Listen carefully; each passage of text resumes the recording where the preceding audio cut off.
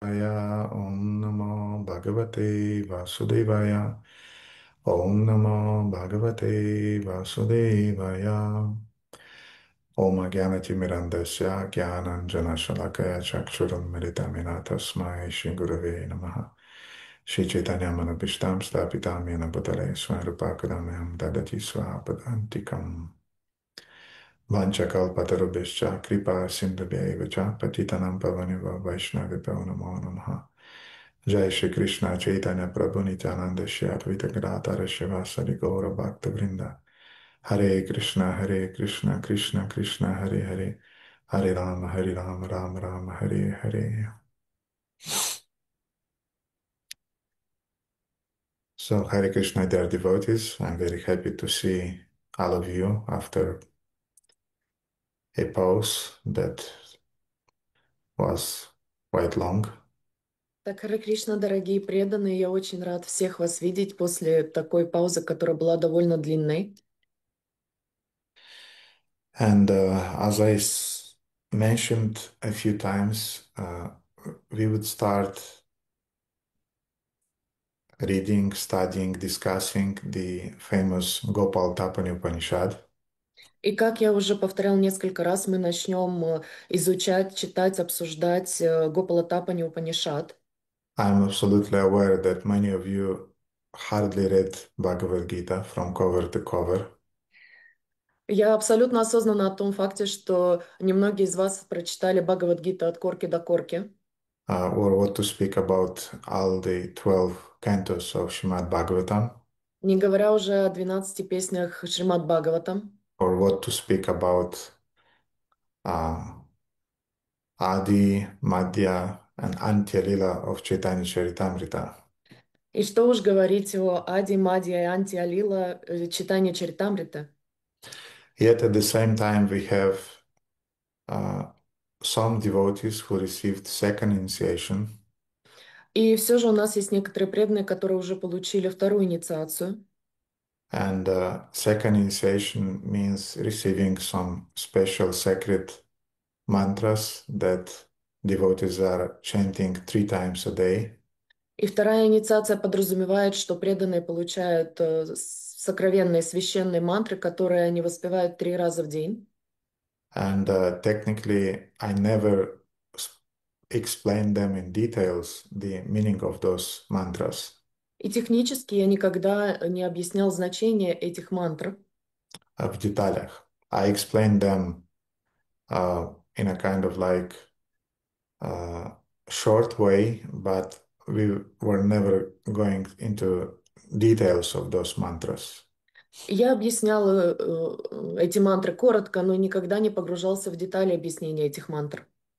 So for a long time, I was thinking that I have to do my duties of an initiating spiritual master, and I have to explain the meaning of those mantras to the second initiated devotees. Таким образом, я долгое время размышлял, что я должен выполнить свои обязанности духовного учителя и в деталях объяснить значение этих мантр для учеников, которые были инициированы во второй раз. And I would use this Gopal Tapani Upanishad seminar to do that. И я буду использовать этот семинар Гопала Тапани Упанишад для того, чтобы сделать это. And also, uh, I'll use this seminar to inspire devotees in general to be more serious in their Krishna consciousness, in their understanding of the goal towards which we are aspiring in our spiritual practice. И также я буду вдохновлять остальных учеников для того, чтобы они были более серьезны в своей духовной практике, в своем сознании Кришны, и для того, чтобы они более четко осознавали конечную цель, к которой все мы стремимся. And the truth that we would hear during the discussions that we would have in the frame of this seminar, in a more extended way, they are explained in Srila Prabhupada's books. И эти знания сокровенные, которые мы будем более детально объяснять, изучая Гопала Тапани Упанишад, они были объяснены Шрилой Прабхупадой в его комментариях. Mhm. So, the things that are presented in Gopal Tapani Upanishad in a short way, in an extended way, are presented in Srila Prabhupada's books. Итак, вещи, которые были коротко объяснены в Гопалатапане Упанишад, они более детально объяснены в комментариях Шрилы Прабхупады. Mhm. And I hope that other devotees who are not twice initiated, they will receive this inspiration to go deeper into Prabhupada's books and to, yeah, one thing. I just remembered one thing, yes, translated. Мгм. И я думаю, что, я надеюсь, что те ученики, у которых нет второй инициации, они получат вдохновение для того, чтобы более глубоко изучать книги Шрилы Прабхупады. И я сейчас вспомнила одну вещь. That last week when we've been in Antalya, we had a discussion with Pujyapat Srila Shivaram Swami Maharaj, my spiritual master, your Param Gurudev. И я вспомнила, что на прошлой неделе, когда мы были на фестивале, у нас была дискуссия, обсуждение с Пуджападом Шрилой Шиварама Свами Махараджем, моим Гурудевом, вашим Парам Гурудевом. And those of you who attended the festival, you saw that he was in a kind of like debating mood and fighting mood. И те из вас, которые были на фестивале, вы могли заметить, что он находился в таком взвинченном состоянии, в настроении Нет, немного он не был в ругательного взвинченном состоянии, он был в состоянии сражения, раздражения. Мгм. он был в таком состоянии как бы дебатировать и побеждать. Мгм. Мгм. Uh, and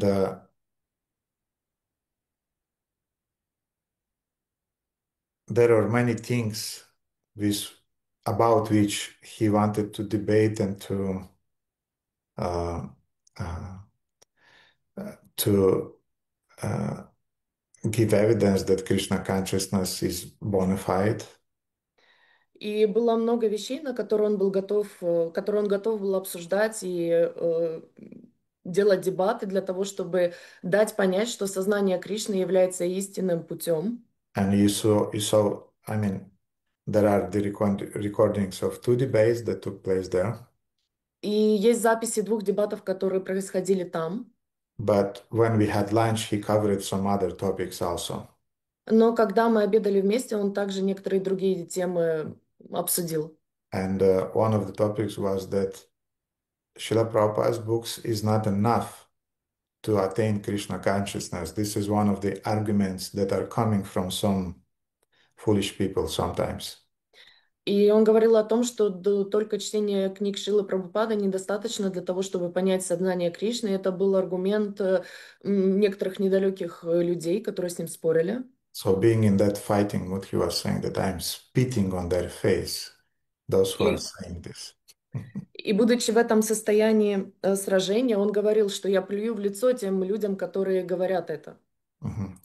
So all that we need, we have in Srila Prabhupada's books, Все, что нам необходимо, у нас есть книга Шрилы Прабхупады, including the uh, some references to Gopal Tapani Upanishad включая некоторые сноски к Гопала Тапани Упанишад, and including some of the explanations that are given by Vishwanath Chakravarti Thakur on his purpose to Gopal Tapani Upanishad.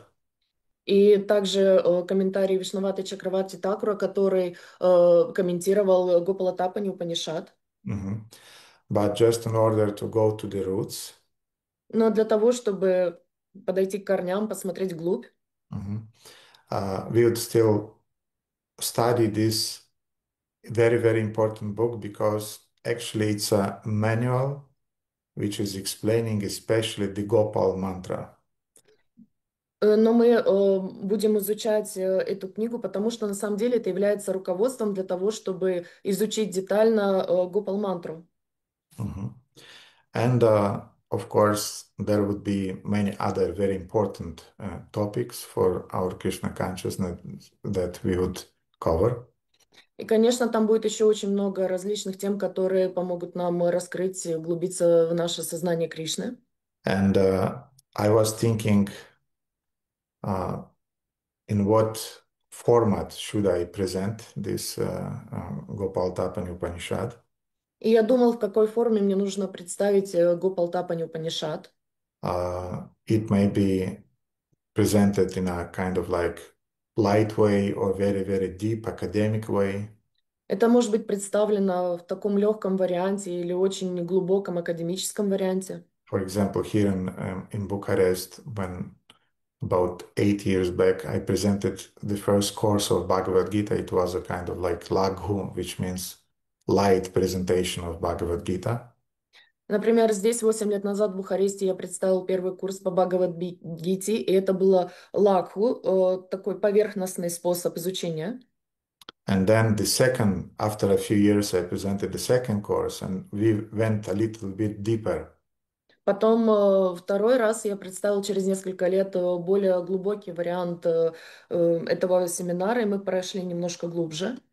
So being aware that many of our devotees are not quite qualified to go into more deeper details, I'll present this time. It will be a kind of like just a presentation that will give us a clue about what is it about the Gopal Tapani Upanishad and some essential things that are relevant for us on our level now.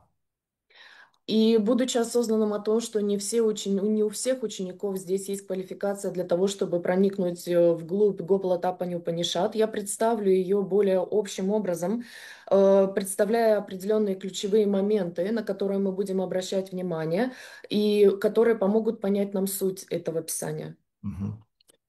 So Gopal Tapani Upanishad means the translation of Gopal Tapani is the esoteric doctrine Upanishad that sheds light Tapani upon Gopal, upon Sri Krishna.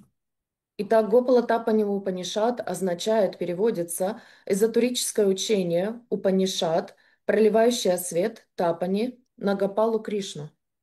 So in other words, there are some types, special types of Upanishad which are written in a way in order to bring about or to point out very specifically to an Ishta Devata, to a personality which is described in that scripture. И существует много Упанишад, цель каждого из которых углубиться в суть, то есть описать как можно более детально Иштадевата определенного. For example, there is a Nisimha Tapani Upanishad or Rama Tapani Upanishad, which are describing Lord Narasimha or Lord Rama. And Tapani means shedding light on those persons. И существует Нарисимха Тапани Упанишад или Рама Тапани Упанишад, которые описывают в деталях, соответственно, Нарисимху или Раму, для того, и, то есть они являются тапани, проливают свет на соответствующие девата. And Gopal Tapani is an Upanishad which is shedding light on Gopal, who is Krishna. И Гопал Тапани, Гопал, то есть оно проливает свет на Гопалу.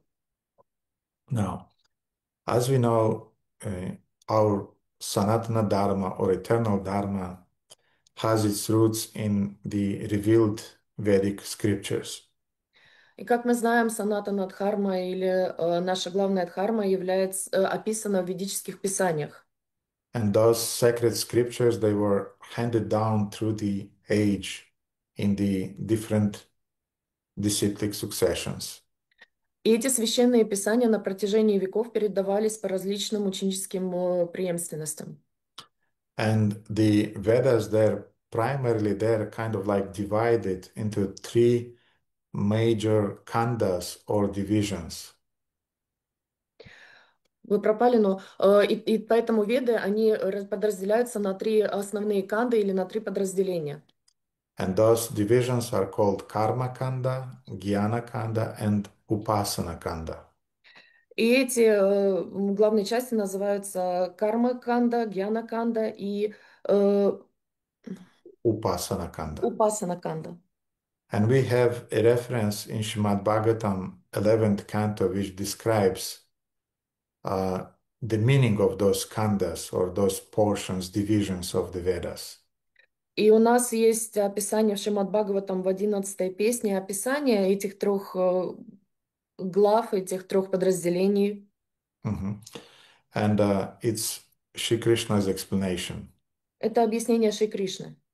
So in 1126.8, Shri Krishna is addressing Uddhava and he is saying, Итак, в Шримад Бхагаватам 11, 26 по 8 стих Кришна обращается к Удаве. My dear Uddhava, because I desire that human beings may achieve perfection, I have presented three paths of advancement: the path of knowledge, the path of work, and the path of devotion. Beside these three, there is absolutely no other means of elevation. Мой дорогой Удова, поскольку я желаю, чтобы человеческие существа достигли совершенства, я изложил три пути духовного продвижения: путь знания, путь деятельности и путь преданности. Кроме этих трех не существует никакого другого способа возвышения.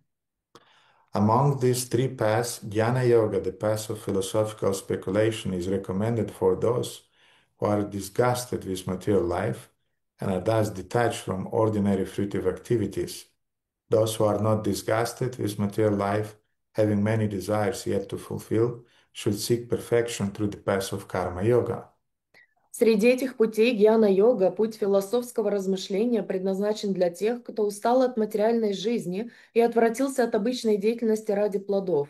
Те же, кто еще не устал от материального существования и имеет множество желаний, должны стремиться к совершенству через путь карма-йоги. If somehow or other by good fortune one develops faith in hearing and chanting my glories, such a person, being neither disgusted nor very much attached to material life, should achieve perfection through the path of loving devotion to me. Если же по счастливой случайности кто-то развивает веру в слушание и воспевание моих слав, то такой человек, не будучи ни чрезмерно отрешенным, ни слишком привязанным к материальной жизни, должен достичь совершенства через путь любовного преданного служения мне. So here Krishna is very clear about which of those three paths or three portions of the Vedas are the most important. И здесь Кришна очень ясно дает нам понять, какая из этих трех ветвей учения самое главное. And he is also speaking in the first verse about the reason why there are three paths, because to attract different types of people. И он также объясняет, почему существует три пути, потому что для каждого типа людей есть свой путь. Now, we should not think that those three paths that are described in the Vedas, they are kind of like divided into, so here are the 20 books describing Karma Kanda, here are 20 books describing Jnana Kanda, and here are other 20 books describing Upasana Kanda. No, actually everything is very mixed in the Vedas, and some books refers to Karma Kanda, some to Jnana Kanda, some to Upasana, or some portions of the same, very same book refers to Jnana Kanda or Karma Kanda or Upasana Kanda. For the one of the typical examples is Bhagavad Gita. И мы не должны с вами думать, что эти три путя, они имеют определенное количество книг. Например, 20 книг для карма-канды, 20 книг для гьяна-канды, 20 книг для упасана-канды. Нет, они все находятся в перемешанном состоянии. И даже в одной книге может быть указание как для карма-канды, как для гьяна-канды, так и для упасана-канды. И самым явным примером этого является Бхагавад-гита, в которой есть сноски к каждой из этих глав. Mhm. So now, uh, those Vedic texts that are belonging to Karma Kanda, as I said, they are either full text or the sections of the Vedas. Итак, эти книги, которые относятся к Кармаканде, как я уже вам сказала, они могут быть частью книги или целой книгой. They focus more on some rituals for achieving material prosperity in the frame of material world. Они больше относятся к ритуалам, которые описывают, как можно достигнуть процветания в материальном мире. And they contain also some mantras, some lifestyles that are needed in order to feel good in the material world and are accepted by persons who have been blinded by an intense desire for sense gratification, either gross or subtle. И в этих книгах описываются определенные мантры, ритуалы, определенный образ жизни, которого надо придерживаться, если вы хотите получать удовольствие в этом мире. И они взывают к людям, которые все еще имеют материальные желания и хотят чувственно наслаждаться как на грубом плане, так и на тонком плане в этом мире. And for example, there are portions of the original Vedas called Samhitas or Brahmanas. They're describing exactly that. И, например, изначальные веды, которые называются Самхита или Брамана, они описывают именно это. Mhm. Those Samhitas and Brahmanas are the part of original four Vedas, Sama, Rig, Yajur, Atharva. Они являются частью тех изначальных четырех вед Яджур, Sama, Rig, Yajur, Atharva. Mhm. Мгм. Now, we have Vedic texts belonging to Gyanakanda, which are also either full text or just the sections of some texts, such as, for example, Upanishads and Vedanta Sutra. И также у нас есть стихи или книги целые, которые посвящены Гьяна Канды, такие как Упанишад или Веданты. Mhm. And this portion of the Vedas is dealing with the desire of some rare living entities who wants to achieve liberation from the cycle of birth and death. И эти части вед, они взывают к тем существам редким, которые хотят достигнуть освобождения из круга рождения и смерти. So we have Brahmanas and Samhitas, which are dealing with Karma Kanda. Итак, у нас есть Брамана и Самхита, которые объясняют кармаканду. Then we have Aranyakas, which also are dealing more or less with Karma Kanda, but it already is a transitory scripture. И у нас есть Араньяка, которая также соотносится с кармой, но она является переходным текстом. They are meant more for Vanaprasthas. Aranyakas are meant for Vanaprasthas. Они больше предназначены для ванапраст. Итак, Араньяка предназначена для ванапрастх. And then we have Upanishads. Upanishads are the scriptures that are addressing this issue that, okay, you've done with your material family life. Now let's focus on attaining the absolute spiritual perfection. И у нас есть Упанишад, которые говорят, хорошо, ты уже насладился своей семейной жизнью материальной, теперь давай обратимся к конечной высшей цели. Utishta Jagatam Varam Probhyat. So you have to wake up now. You slept already for 50 years. Now wake up. Которой говорится, что теперь ты должен проснуться. Ты достаточно спал на протяжении 50 лет, теперь настало время проснуться. So Upanishads, they're exploring profound philosophical and spiritual truths meant for liberation. И так Упанишады описывают глубокие философские мысли по поводу освобождения. And if, for example, Karma Kanda emphasized the worship of different demigods for achieving material prosperity, И если карма-канда, она описывает поклонение ритуальное полубогам для того, чтобы достигнуть материального процветания, and are just giving some hints about the spiritual development, и дает нам легкие намеки на духовное развитие, then the Upanishads is just straight preaching about the need to uh, abandon worldly attachments, to be renounced, so that you'll be prepared to realize the Supreme Personality of Godhead. а Упанишад напрямую нам говорят, проповедуют, что нужно отрешиться от всего материального, к чему ты раньше был привязан, для того, чтобы стать подготовленным к тому, чтобы понять конечную истину. And finally, we have the Vedic text belonging to Upasana Kanda, И, наконец, у нас есть ведические тексты, которые описывают Упасана Канду, which are either full texts or again, just are some portions, sections of some Vedas. которые являются либо полноценным текстом, или, опять же, являются частью вед. And I would say that Upasana Kanda is about 2 or 3% of the Vedas. И я вам хочу сказать, что Упасана Канда составляет всего 2-3% от всего количества вед. 75% of the Vedas is speaking about Karma Kanda. 75% вед говорят о Кармаканде. Mhm. 15-10% of Vedas is speaking about Jnana Kanda Upanishads. И 10-15% говорят о Гьяна Канда Упанишад. And just a few percent is speaking about Bhakti, about Upasana. И всего несколько процентов говорится о Бхакти, об Упасане. Why? Because in the material world, 75% of the souls, they're thirsty for independence from the Lord and they want to enjoy their senses. Почему? Потому что 75% людей в этом мире, у них нет вкуса к божественному, и они хотят этого материального наслаждения. Mhm.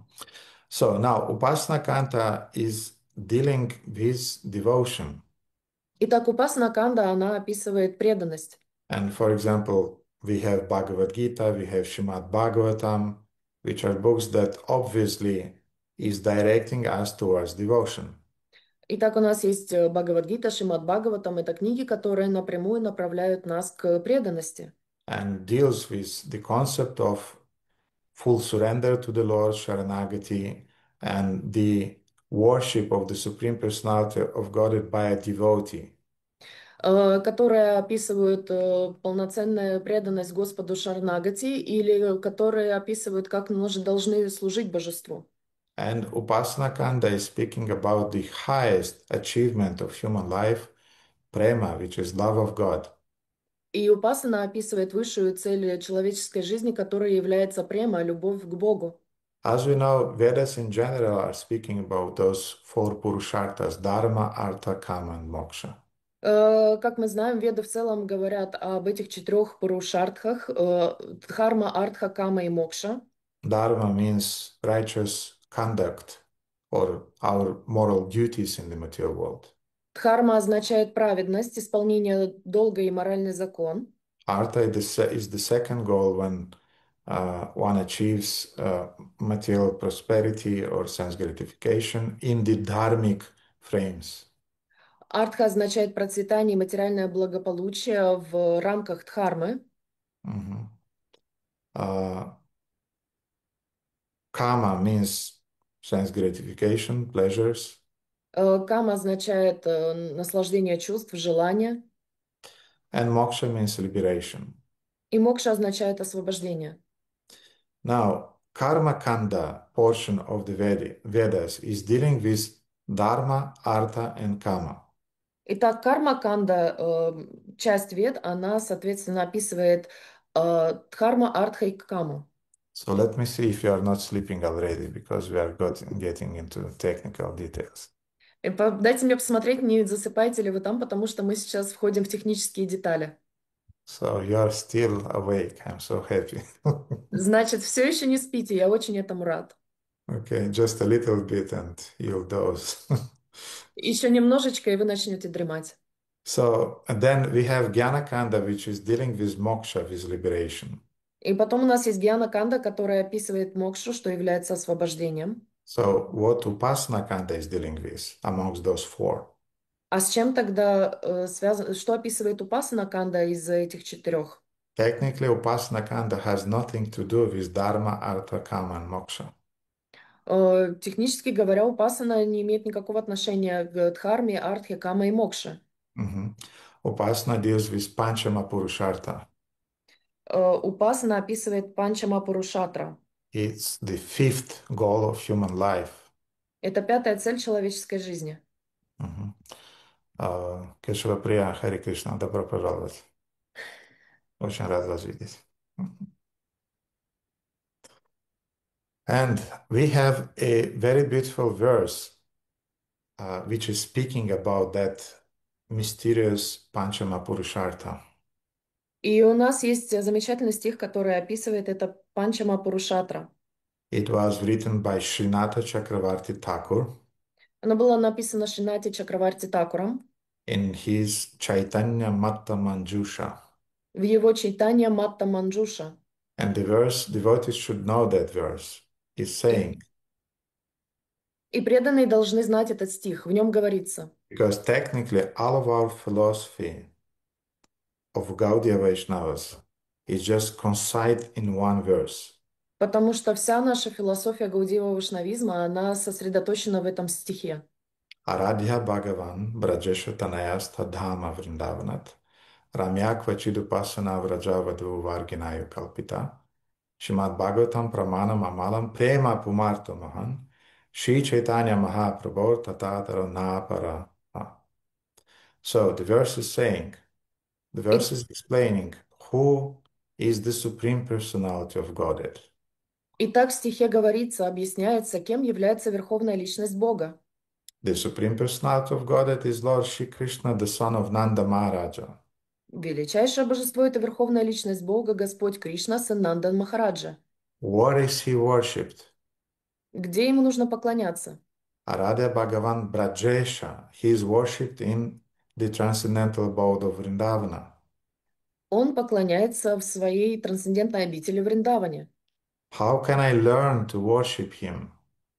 Как я могу научиться поклоняться ему? From whom I can learn to worship him in a pure way? От кого я могу научиться поклоняться ему чистым образом? The most pleasing form of worship for the Lord is that which was performed by the gopis of Vrindavana. Самая возвышенная форма поклонения — та, что была проявлена гопи Вриндавана. Brajeshatanayasta Dhamma Vrindavanat Ramya Kvachit. They were done by Ramya, by the ladies of Vrindavana. Это было проявлено Рамья, девушками Вриндавана. Where can I find more about that? Где я могу больше об этом узнать? Shrimad Bhagavatam Pramanam. Bhagavatam is the spotless authority on everything, and pure love of God, it is the ultimate goal of life for all the men. Шримад Бхагаватам — безупречный авторитет во всем, а чистая любовь к Богу — высшая цель человеческой жизни. Are you sure that Shrimad Bhagavatam is the right scripture? А вы уверены в том, что Шримад Бхагаватам является тем самым писанием? Mm. And the verse is explaining. И стих объясняет. Yes, because Shrimad Bhagavatam Pramanam Amalam. Shrimad Bhagavatam is pure, is spotless. Да, потому что Шримад Бхагаватам чист, он безупречен. And Bhagavatam is speaking only about one topic, Prema Pumarta, the love of Godhead, which is the fifth goal of human life. Да, потому что Шримад Бхагаватам говорит о Премапуратма, любви Бога, высшей цели человеческой жизни. Who can confirm this? Кто может это подтвердить? Sri Chaitanya Mahaprabhu Tatrataro Naparaha. These statements for which we have the highest regard are the opinion of Sri Chaitanya Mahaprabhu. Все это воззрение Шри Чайтаньи Махапрабху, которым мы отдаем высшее почтение. And Napara means there is no highest teachings in this world. Напара означает, что не существует более возвышенного учения в этом So мире. this is the essence of Sri Chaitanya Mahaprabhu's teachings. Это суть учений Шри Чайтаньи Махапрабху. And their devotees, if you want to become an efficient preacher, you just should learn this shloka, understand its meaning, and then you know all of our Gaudiya Vaishnava philosophy in a very, very concise form. И, дорогие преданные, если вы хотите быть эффективным проповедником, единственное, что вы должны сделать, это выучить этот стих, который имеет в себе суть всего нашего гаудия вайшнавизма в очень-очень сокращенной форме, Mhm. So сконцентрированной. now let's go back to Gopal Tapani Upanishad. А теперь давайте вернемся к Гопалтапани Упанишад. Gopal Tapani Upanishad technically is belonging to the Jnana Kanda Гопалтапани Упанишад технически относится к Гьяна-канде and is speaking technically about moksha, about liberation. и технически говорит о мокше, об освобождении. So that's the place of Gopal Tapani Upanishad. Таково место Гопалтапани Упанишад. But at the same time, of course, Gopal Tapani Upanishad is referring to Upasana Kanda because Gopal Tapani Upanishad is speaking about devotion to the Supreme Lord. Но в то же самое время Гопалтапани Упанишад соотносится с Упасана Кандой, потому что она говорит с преданным служением Верховному Господу. And this Gopal Tapani Upanishad is attached to Adharva Veda, original Adharva Veda. И Гопалтапани Упанишад соотносится с изначальной Артхава Ведой. And there is a quote, I did not send you this quote, Krishna Kanta, because I was still working on this seminar this morning. But I think you'll make it. So I'll just read short sentences and you'll translate. So Vishwanatha Chakravarti Thakur is writing in his purport to Gopal Tapani Upanishad. Итак, Вишнавати Чакраварти Такур пишет в своем комментарии Гопалтапани Упанишад. That this Gopal Tapani recited in the Pippalada Sakha of Atharva Veda. Я переведу. Это Гопалтапани Упанишад, которая была прочитана в Пипалада Сакка Атхарваведа. Пипалада Сакка — это определенная часть, раздел Атхарваведа. So Pipalada Saka is a part of Atharvaveda. Obtained in Sampradaya of Brahma, Полученная в Сампрадаме браманов of the Parashara Gotra, из Парашара Готры, which means is belonging to the Brahmana society, что означает, что она принадлежит обществу браманов, headed by Parashara Muni. возглавляемая Парашаром Муни. And it is famous in Gujarat, Она знаменита в Гуджарат, and it explains Krishna's Swarupa. и она объясняет Сварупа Кришна. It explains also Krishna's pastimes Она также объясняет прошлые игры Кришны and Krishna's mercy. и милость Кришны.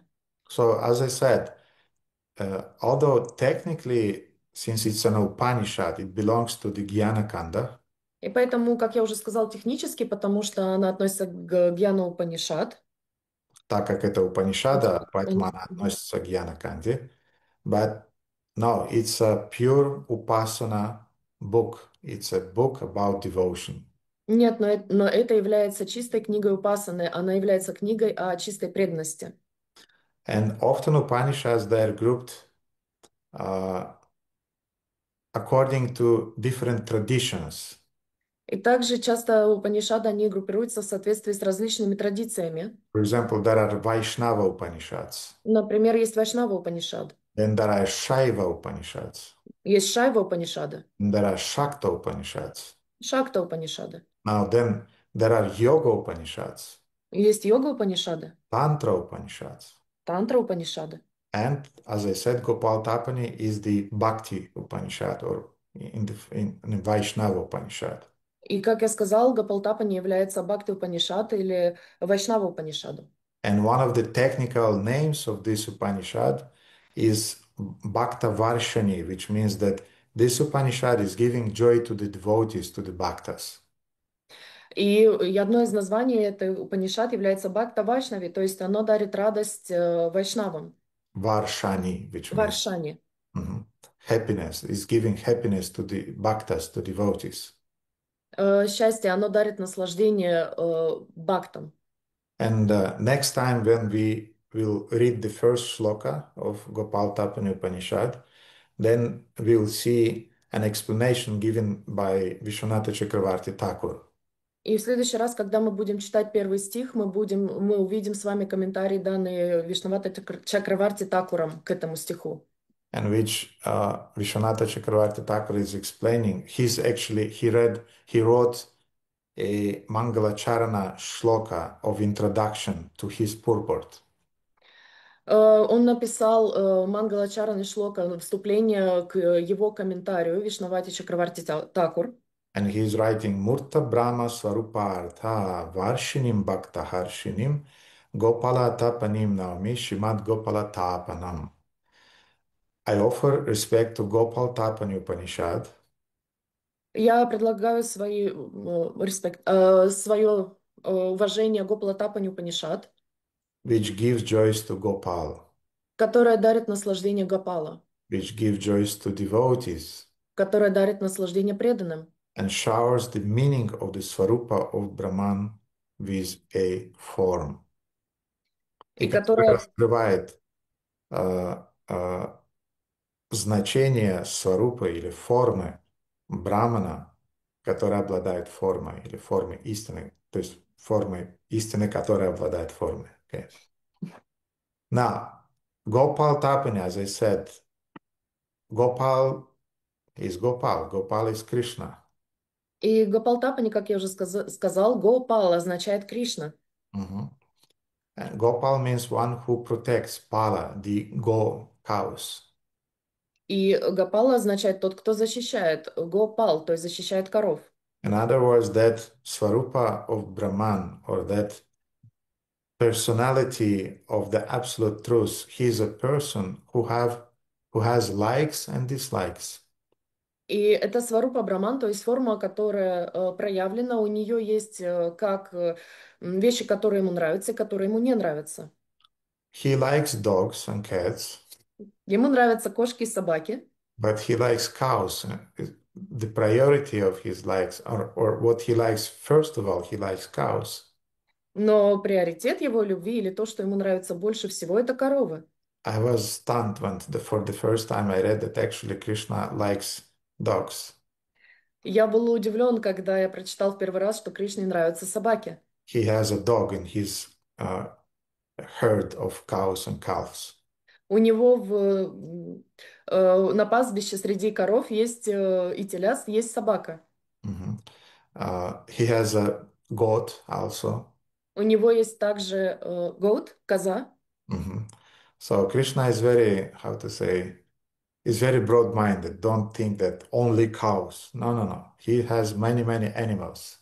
И Кришна, он очень широко мыслящий. Не думайте, что у него только коровы. Нет, нет, у него есть очень много животных. So although Gopal means one who is taking care about the cows, И Гопал, несмотря на то, что он означает тот, кто защищает коров, actually he's taking care about the all the animals in the universe. на самом деле он защищает всех животных в этой вселенной. So dear twice initiated Brahmana devotees, when you are chanting Klim Krishnaya Govindaya Gopi Jana Vallabhaya. So Gopal is not just a name. Gopal means the Lord who has a special attitude, tender attitude towards all the living entities, especially animals in the universe. And amongst them, cows are the prominent. Поэтому, дорогие дважды инициированные и преданные, помните о том, что когда вы воспеваете свою мантру и когда вы говорите «Гопал», это значит, это не просто имя, оно подразумевает в себе имя Кришны, которое означает, что он проявляет благосклонность, защиту и нежность ко всем животным и ко всем живущим созданиям на земле. Mhm. And of course, the name Gopal also reflects his childhood pastimes in Goloka Vrindavana, И также Гопал означает его прошлые игры маленького Кришны в Галока Вриндаване, where especially he's taking care about the cows and calves. Uh, где он особенно заботится о коровах и о телях. я пропадаю, Кришнаканта, у меня плохая связь. Вы... Да, да, я не могу понять, это вы или это я. Я просто сижу вот в Ну, 20... пропадаете. Сейчас вроде нормально. Я сижу в 20 сантиметрах от рутера, поэтому я не знаю. То есть мой Wi-Fi прямо в 20 сантиметрах от меня, от рутера. Я не знаю, почему я Мгм. пропадаю. Вас хорошо слышно. Меня хорошо слышно на Наре? Я пропадал до сих пор? Нет, вы не пропадали, Кришнаканта пропадал. Окей. Э, Кришнаканта, если вы не расслышите что-то, вы дадите мне понять, хорошо? Чтобы я все-таки им переводил. Окей, Кришнаканта, кажется, пропала. Seems to be there are some problems with... Да, вроде вернулся. ага, Мгм. окей. Now, so Gopal means that he's taking care about calves and cows in Goloka Vrindavana. Итак, Гопал означает, что он заботится о коровах и телятах в Голока Вриндаване, во Вриндаване. And Gopal also means it highlights his Krishna's gentle nature, И, gentle character that he has. и Гопал также отражает нежную природу, натуру Кришны, которая у него есть. Krishna has a playful nature. У Кришны очень игривая природа. You know, sometimes there are persons poker face. Вы знаете, что есть люди, у которых покерфейс. You say a joke, poker face. Вы говорите какую-то шутку, у него прямое лицо, покерфейс. Mhm. You cry, poker face. Вы плачете, покерфейс. So you try to interact with him or with her, poker face. Вы стараетесь взаимодействовать с ним или с ней, у него тоже самое выражение лица, покерфейс. Usually it's not easy to deal with such kind of people. Обычно не так легко взаимодействовать с такого рода людьми. Uh, in my service nowadays, I have to deal with this kind of people too. В настоящее время в связи со своими служениями я также должен взаимодействовать и с такого рода людьми. And step by step, I'm learning their language and their way of being. И шаг за шагом я изучаю их образ жизни, их язык. And I want to say that often they are more deeper in their inside than the extroverts. И я вам хочу сказать, что часто, очень часто они являются более глубокими личностями, чем экстраверты. But so it's not that uh, introverts are worse than extroverts or vice versa. No, И мы сейчас говорим не о том, что экстраверты хуже интровертов или наоборот, нет-нет. because extroverts they have their own advantages and introverts they have has their own advantages. У интровертов свои плюсы, у экстравертов свои плюсы. But Krishna by nature is quite extroverted. Но у Кришна по своей природе он такой себе экстраверт. He is very playful by nature. Он очень игривый по своей природе. You can see every emotion on his face. Вы можете каждую эмоцию увидеть на его лице. If he is sad, he is crying. Если ему грустно, он плачет. If he is joyful, he is joyful. А если ему радостно, он по-настоящему рад. So that's one of the meaning of the name Gopal, that he is very playful. И это одно из обозначений имени Гопал, что он очень игривый. Mhm. And as I said, he has a deep connection with the nature. И, как я уже сказала, у него очень глубокая связь с природой. Now, that's the meaning of the Gopal in Gopal Tapani Upanishad, and the name of this Upanishad. Итак, это значение имени Гопал в Гопал Тапани Упанишад. Next time, when we'll speak about the uh, following mantras in the Gopal Tapani Upanishad, we'll go deeper into those names. И когда мы будем с вами в следующий раз говорить о последующих мантрах Гопала Тапани Упанишад, мы будем больше погружаться в значение этих слов. But now let's stick to the understanding, first of all, to understand what the name of this Gopal Tapani Upanishad means. Но давайте сначала разберемся, что означает название Гопал Тапани Упанишад. And now, after the name Gopal, we have the term Tapani, which is a very interesting term. И так, после слова Гопал, имени Гопал, у нас есть слово Тапани, которое очень интересно. And this name has been interpreted in several ways. И это слово интерпретируется, объясняется несколькими путями. Mhm. As a noun, Tapana means the sun, austerity, and gold. В качестве существительного оно означает солнце, аскеза или золото. Mhm. And as an adjective, it means illuminating. А в качестве прилагательного оно означает озаряющий. So we know all the devotees usually know the word tapa, yes? Итак, все преданные обычно знают слово тапа, да? Who doesn't know what the word tapa means? Кто не знает, что означает слово тапа? Hmm. If you don't know what means the tapa, you're not a brahmana. Если вы не знаете, что означает слово тапа, то вы не являетесь браманом, Because brahmanas they like tapa. потому что браманам нравится тапа. Tapa means austerity. Тапа означает аскеза. But tapa also means heat, Но тапа также означает жара, огонь, energy. энергия. When you are doing austerity, you generate energy. Когда вы выполняете аскезу, вы генерируете энергию. When you are fasting during Ekadashi, you are generating energy. Когда вы поститесь во время Экадыши, вы генерируете энергию. When you are doing book distribution on the street somewhere, you are generating devotional strength and energy. Когда вы распространяете книги где-то на улице, вы генерируете в себе силу преданности и энергию. When you are not criticizing anybody, you are generating energy. Когда вы никого не критикуете, вы также генерируете энергию. When you are criticizing somebody, you are losing energy. Когда вы критикуете кого-то, вы теряете энергию. You are losing twice more energy than you are generating. Вы в 2 раза больше теряете энергии, чем вы ее генерируете в таком случае. And dear devotees, it's so hard to generate this tapas, this energy, which is also considered to be uh, the currency of the universe.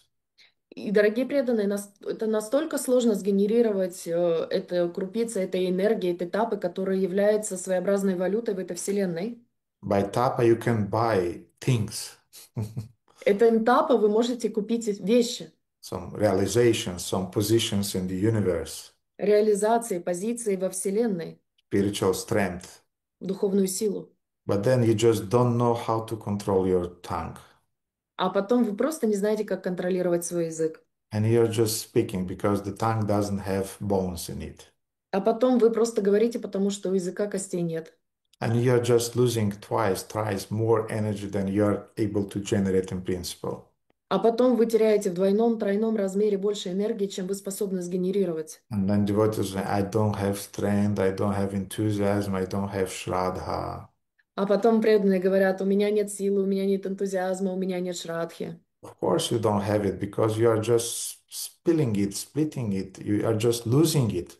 Потом, конечно, у тебя ее нету, потому что ты ее расплескиваешь, выплескиваешь, ты ее просто теряешь. So, but in this context, tapa means shedding light. So something that is enlightening you. Но в этом контексте этапа означает озаряющий, дающий свет, что-то, что тебя просветляет. So Gopal Tapani means the meaning is that this Upanishad shed lights Итак, Гопалтапани Упанишад означает, что это писание проливает свет on its deity, which is Gopal.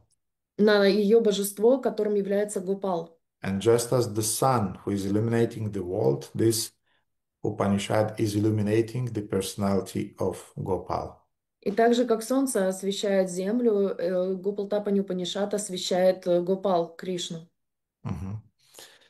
Now, let's go to, so we discussed in short what means Gopal. Now, in short, we discussed what is Tapani.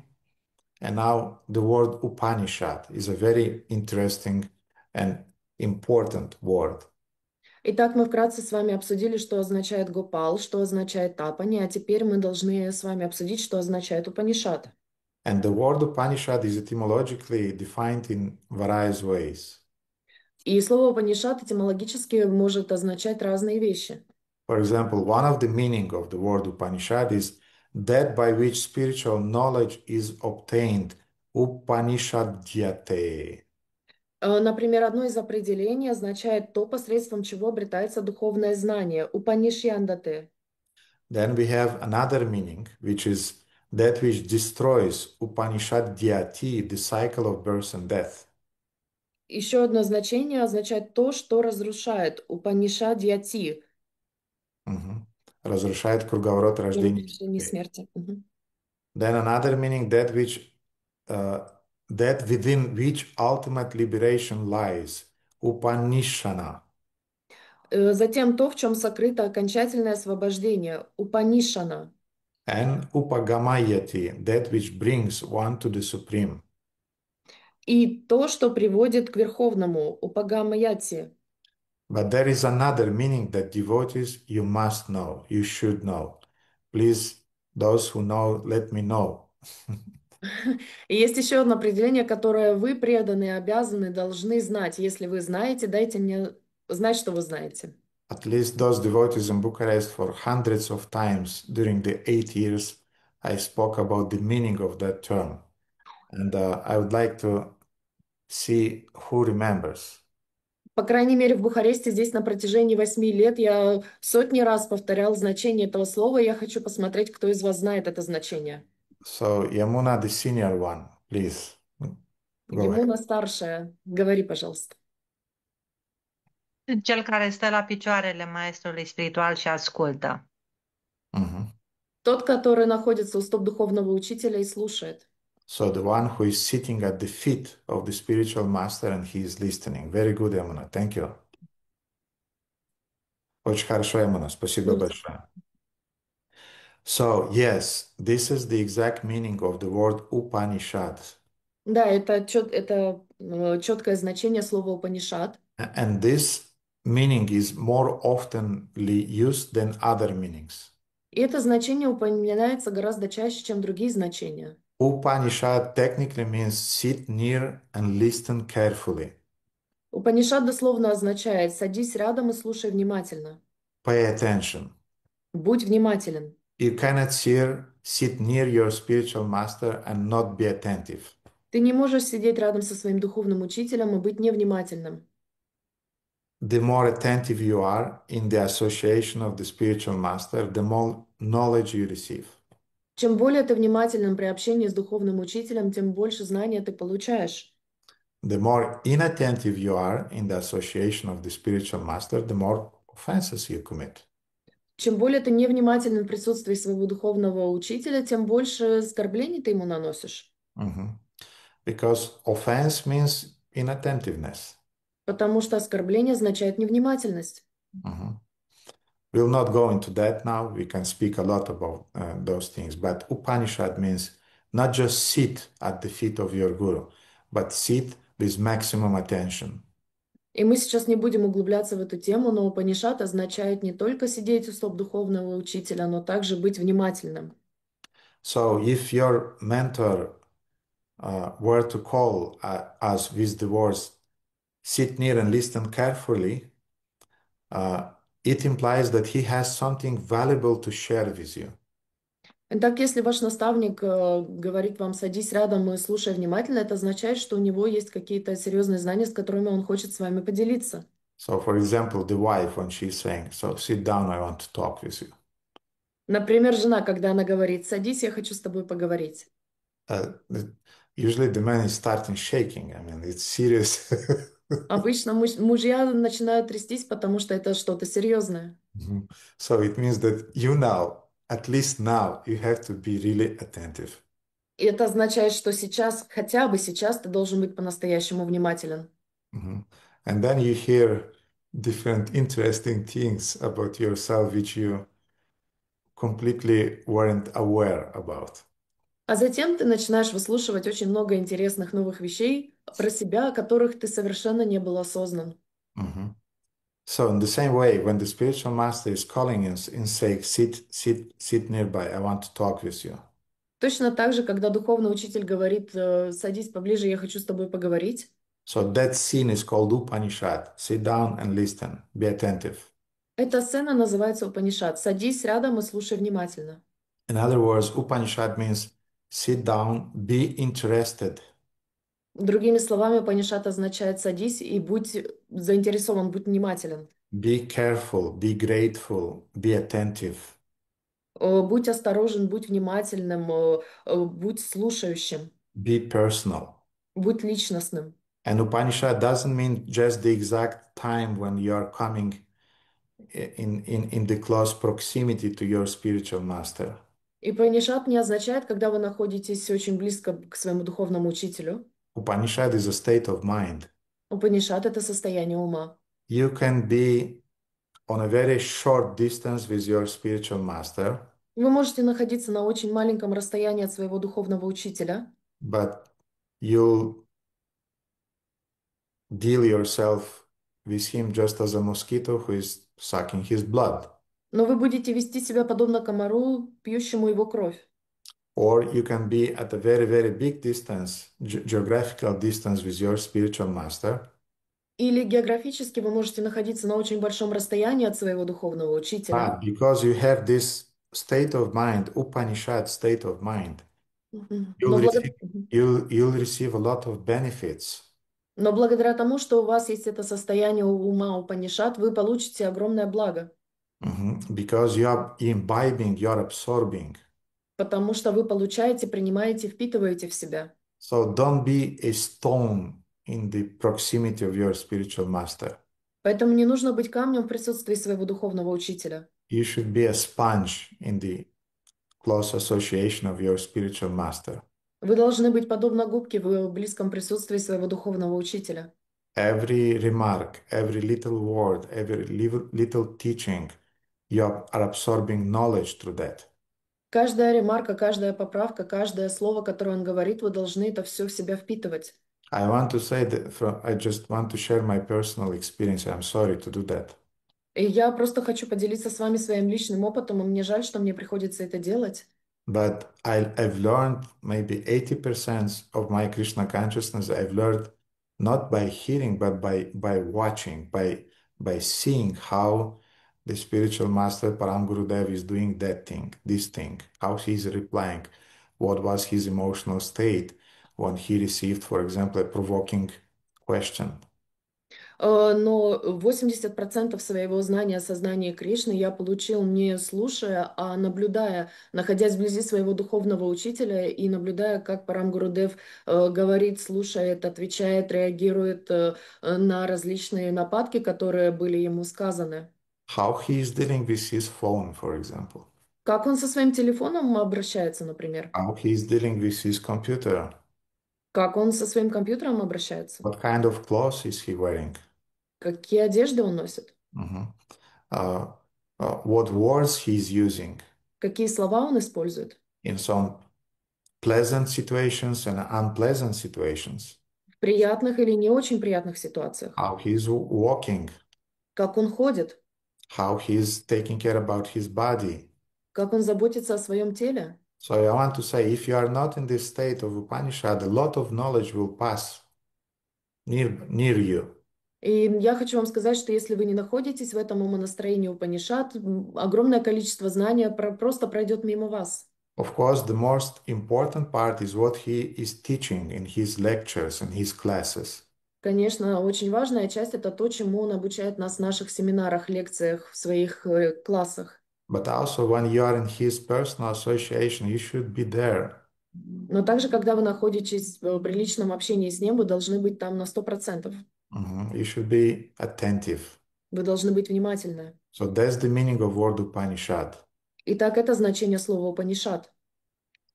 And another very interesting meaning of what means Upanishad, И еще одно очень интересное значение, что означает слово Упанишад. that you remain there, Вы остаетесь там, you receive knowledge, получаете знания and you continue to remain there. и продолжаете оставаться там. You are not running away. Не убегаете. You are not stealing knowledge. Вы не крадете знания. So you are remaining and you are serving. Вы остаетесь и вы служите. And that's a very, very important understanding. И это очень-очень важное понимание. Sit near and avoid pickpocketing. Сидите рядом и избегайте хватать из карманов, что-то типа того. Да, Мгм. хватать из карманов. Because sometimes that's the mood. I'll go to some teacher, some mentor, some spiritual master. I'll hear quickly some knowledge, some information. В том смысле, что когда вы находитесь рядом с каким-то духовным учителем, и вы находитесь в его настроении, сейчас я быстренько похватаю у него каких-то знаний, And then I'll run away. а потом убегу. So in other words, I'll not remain, I'll not serve him. Другими словами, я не останусь там и не буду ему служить. Mhm. So the real disciples are those disciples who remain Настоящие ученики являются теми, кто остается year after year, год за годом, remain after all the ups and downs in the relationships, остаются после всех пиков и падений взаимоотношений с духовным учителем, remains after being chastised, остаются после того, как их наругали, after being corrected. после того, как их поправили. Upanishad, he remains there, he's not running away. Упанишад, он там, он остается там, он никуда не убегает. He's not stealing knowledge and then out. Он не крадет знания, а потом щух, и не видно его. So that's also implied in the meaning of Upanishad. Итак, это тоже включено в слово Упанишад, значение. But if you are not remaining, in other words, you are not becoming endeared by the spiritual master, Но если вы не остаетесь, другими словами, если вы не имеете взаимоотношений с духовным учителем, then the spiritual process will not work. тогда духовный процесс не будет работать. It will work only when you have devotion. Он будет работать только, когда у вас есть предание. So Upanishad also means bhakti, means devotion. Remain there with devotion. Упанишад также означает бхакти, преданность. Оставайся там, будь предан. And one of the most famous Upanishadic verse that Srila Prabhupada often referred to is the verse that devotees should know in this regard. И один из самых знаменитых стихов по этому слову Упанишад — это стих, который часто упоминал Шрила Прабхупада, и преданные должны знать этот стих. Who knows the verse Yasya Deve Para Bhaktir, dear devotees? I want to see the hands. Karuna. Кто знает, кто знает этот стих? Я деве пара бхактир. Я хочу видеть руки, кто знает этот стих, преданные. Shidama knows, so two, very good. Shyamasundara knows, three. Шидама, Самасундара, 3 человека знают. So we have 50 attendants here and 3 persons know. Yeah, Mihai knows also. Very good, Mihai. И 4. Михай также знает. 4 человека. Из 50 присутствующих 4 человека знают. Their devotees shame on you. Дорогие преданные, стыд вам и позор. Yasyadeve parabhaktirya tadeve tatha gurau tasyarti kathitahyata prakashante mahatmana. It's a very important verse, which is saying that only unto those great souls who has shraddha, who has bhakti in their spiritual master, as well as into the Supreme Personality of Godhead, И так это очень важный стих, в котором говорится: «Лишь тем великим душам, которые имеют непоколебимую бхакти, преданность и к Богу, и к своему духовному учителю, only unto them all the imports of the Vedic knowledge are prakash, revealed. только им все смыслы ведического знания открываются автоматически». Automatically revealed. Prakash means automatic is revealed. Автоматически пракашия, пракашанте. So you'll receive realized knowledge by Итак, bhakti, asyadeve para bhaktir. итак, вы получите реализованное знание ясья-деве парабхактир. So, in other words, Upanishad means a personal relationship with the spiritual master, a proper personal relationship with the spiritual master. Другими словами, Упанишад означает личностные отношения с духовным учителем, правильные личностные отношения с духовным учителем. And one of the ways in which we can describe the right, proper relationship with the spiritual master is a relationship beyond the three modes of material nature. И один из способов, которым мы можем с вами описать правильные взаимоотношения личностные с духовным учителем, это взаимоотношения, которые находятся за пределами влияния 3 гун материальной природы. Can you quickly think about and say, but shortly, what would look like a relationship with the spiritual master in the mode of ignorance? Можете ли вы коротко, но по сути сказать, как выглядят взаимоотношения между духовным учителем и учеником в гуне невежества? Mhm. I'm speaking now about the attitude of a disciple. What would be the attitude of a disciple and his or her relationship with the spiritual master in the mode of ignorance? Я сейчас говорю об отношении ученика, каково его отношение в взаимоотношениях с духовным учителем в гуне невежества. Any ideas? Идеи есть у кого-то, дорогие преданные? Matajana? Hare Krishna, dear Gurudev, please accept my humble obeisances. I was just remembering once you've said that sometimes disciples, they're having relationship with a picture, so they are just like, this phrase has actually captured my mind, saying that, like, meaning that we are just thinking that we will be offering bhoga to the spiritual master via the picture, and it will be enough. So we are kind of avoiding these relationships, saying that, oh, I have other material duties, I have so many things to do, and the picture will be quite enough. Thank you so much. Thank you, Anna. Thank you. Итак, Анна, вспомнила фразу Гурудева о том, что у нас есть взаимоотношения с духовным учителем, который находится в качестве изображения на алтаре, и тогда мы можем просто иметь взаимоотношения с этим изображением, предлагая ему бхову, делая что-то, и вместо того, чтобы выстраивать личные взаимоотношения, мы говорим, что у нас есть много других дел, работа, и поэтому мы их не выстраиваем. So in other words, it's a totally impersonal. I would even not call it a relationship. It's just an impersonal attitude and a lack of a personal relationship. Итак, это совершенно безличностные, я бы даже не назвала это взаимоотношениями, это безличностное отношение к духовному учителю, которое не имеет под собой никаких отношений. At the Turkish festival last week, I spoke in my seminar. If you have time to listen to it, then please listen. And I spoke there about the Shantarasa, disciples and Shantarasa with their spiritual masters. На прошлой неделе на фестивале в Турции я говорил, как раз говорил об этой теме, об шантарасе, взаимоотношениях ученика к учителю. Если у вас будет время, послушайте этот семинар. Technically, disciples who has this attitude, they are called in the Vedas, they are called Guru Drohis. Технически, те ученики, у которых есть такое умонастроение, они называются в ведах гуру-дрохи. Drohi means traitor. Дрохи означает предатель. Mhm. Those who reject the spiritual master because of their some subtle inner envy. Те, кто отвергают духовного учителя из-за того, что в них присутствует тонкая субтильная зависть. But another reason why a person is a Guru Drohi is because he's ignorant.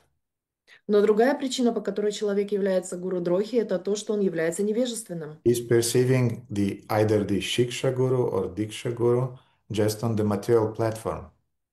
Он воспринимает как дикша, так и шикша-гуру только лишь на материальном платформе.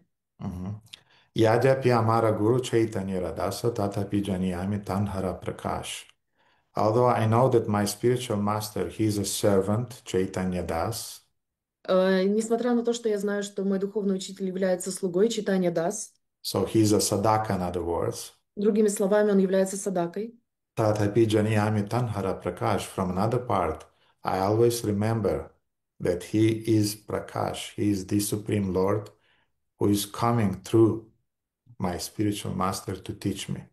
а с другой стороны, я знаю, что он является Пракаш, Верховным Господом, который проявляется через моего духовного учителя для того, чтобы научить меня. A devotee affected by the mode of ignorance, he see the human side of the spiritual master.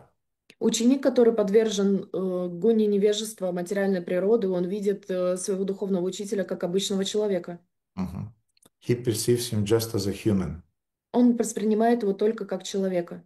And even when you perceive somebody as a human, but still you have some, how to say, some respect and some gratefulness, still it's a kind of like material, but a good relationship. Но если вы кого-то воспринимаете с точки зрения материальной, как обычного человека, но при этом у вас есть определенная благодарность и уважение к этому человеку, это неплохо, но это все еще материальный аспект. But in the case of a Guru Drohi affected by the mode of ignorance, you're envying that person, not just Но, perceiving him as a human, but you are envious of him as a human. но в случае Гуру-дрохи, поскольку он подвержен этой гоне невежества, он не только воспринимает его как обычного человека, он ему еще и при этом завидует. I remember eight years back when Param Gurudev visited Bucharest here Я помню 8 лет назад, когда Парам Гурудев приехал в Бухарест сюда for the first time. первый раз. Then he rented a big penthouse, a big apartment with maybe there were 5 or 6 rooms. Он снял пентхаус, огромные апартаменты, где было 5 или 6 комнат. Because as you know, usually Param Gurudev is coming with a big crowd of a team of devotees. Потому что мы с вами знаем, что обычно Парам Гурудев приезжает с огромной толпой, с огромной командой, которые ему будут служить, преданных. It's a whole little yatra, as Guru Maharaj is joking. Это целая маленькая ятра, как шутит Гуру Махарадж. Mhm. And one of our local young devotee at that time, И одна из наших молодых преданных, начинающих в то время, she commented, она прокомментировала. why is this sannyasi renting a penthouse which is so expensive in Bucharest? Почему этот саньяси снимает апартаменты, которые такие дорогие в Бухаресте? And I said, isn't it obvious why? И я спросила, не очевидно, почему он это делает? He's coming with a big team of devotees. We need to do some programs somewhere where you want to do those programs. Он приезжает с огромным количеством преданных. Нам нужно делать определенные программы. Где мы должны их делать? Or, for example, sometimes devotees had a problem that Prabhupada had a golden watch. Или, например, у преданных были проблемы с тем, что у Прабхупады были золотые часы. Or he had a golden ring. Или золотое кольцо, которое у него было. or devotees are coming to you and say, Gurudev, what is this perfume that you are using? Или преданные подходят и говорят: Гурудев, что это за одеколон, который вы используете? Or Gurudev, why are you using this expensive car? Или Гурудев, почему вы используете эту дорогую машину? Well, if you want me to drive a bicycle, I can drive a bicycle, no problem. Если вы хотите, чтобы я катался на велосипеде, водил велосипед, я могу это делать, никаких проблем. But I wanted a car who will stay. Toyota cars usually they are working, they're reliable. Но я хотел машину, которая прослужит долго. Обычно машины Toyota, они надежные, и на них можно положиться. Why do you have an iPhone? А почему у вас iPhone? Because I've been given an iPhone.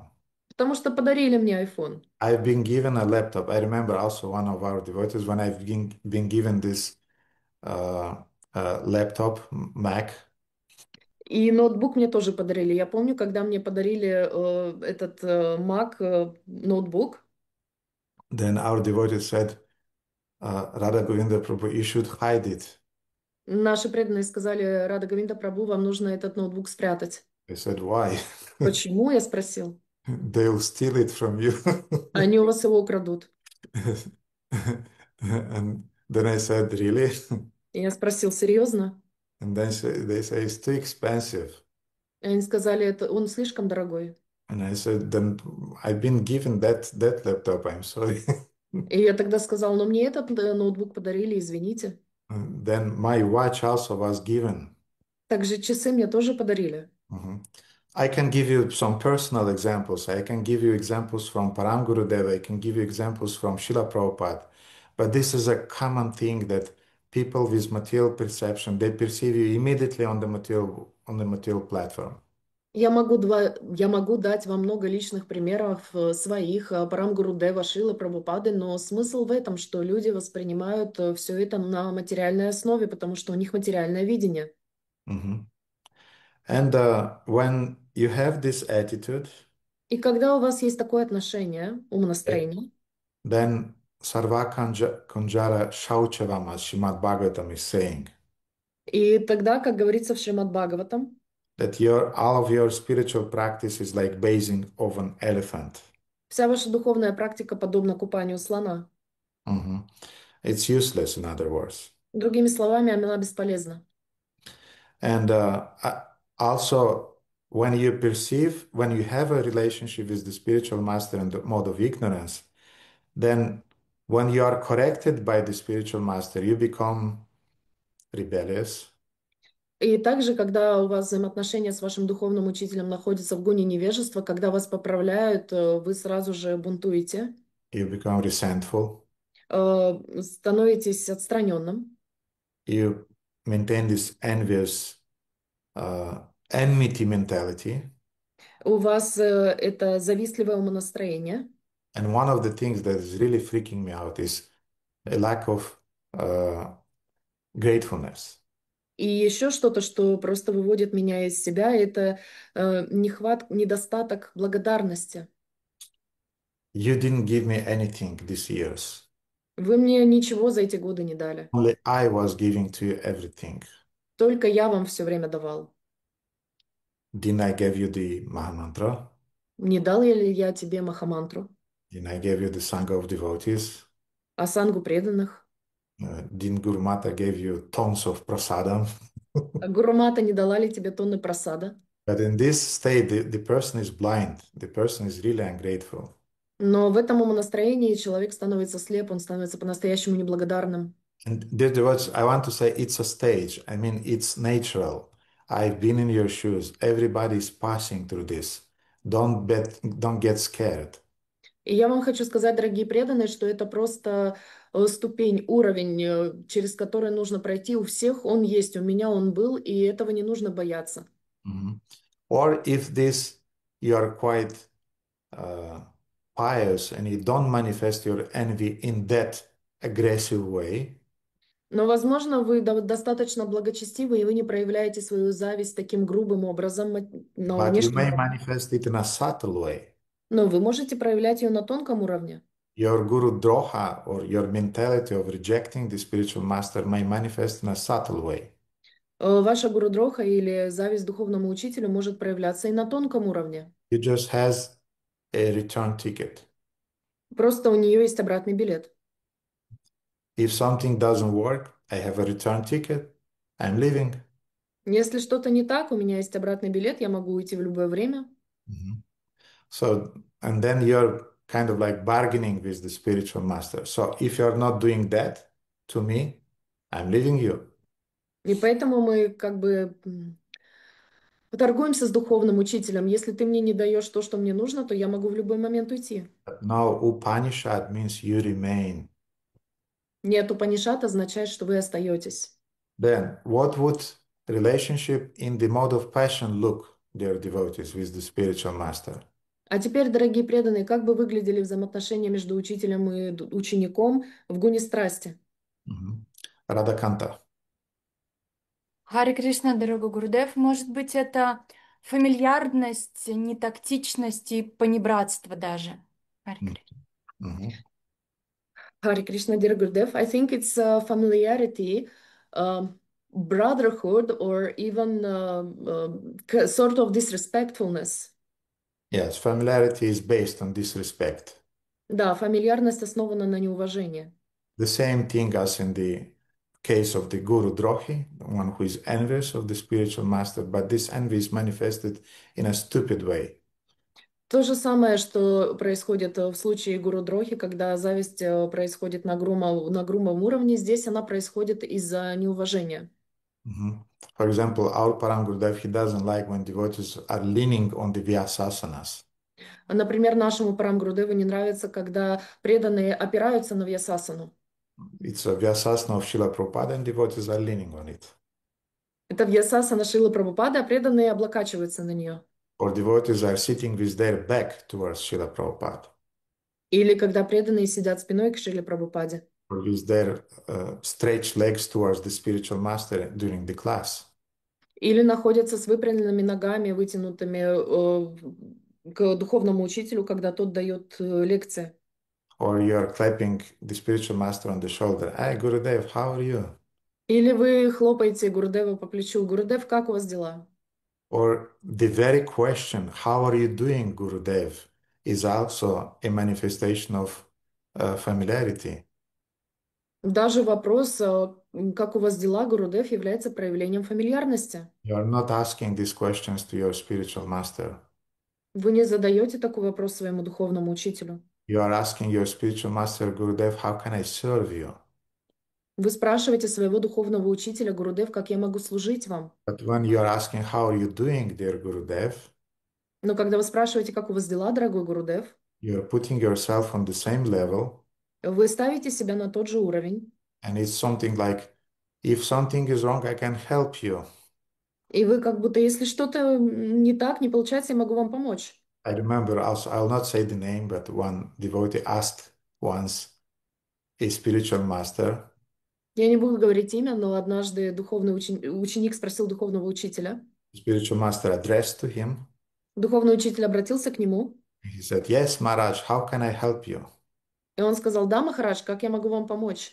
That Maharaj exploded there. Махарадж просто взорвался там. You, Ты me, помочь мне? really? Серьезно? Maybe I should help you. Может, я тебе могу помочь? Then he just turned and walked away from that disciple. И тогда он просто повернулся и ушел от этого ученика. And the disciple was, of course, he was devastated because he understood his foolishness. И, конечно же, ученик просто потерял лицо, потому что он понял свою глупость. So familiarity, yes, it's mode of passion. Да, фамильярность — это уровень страсти.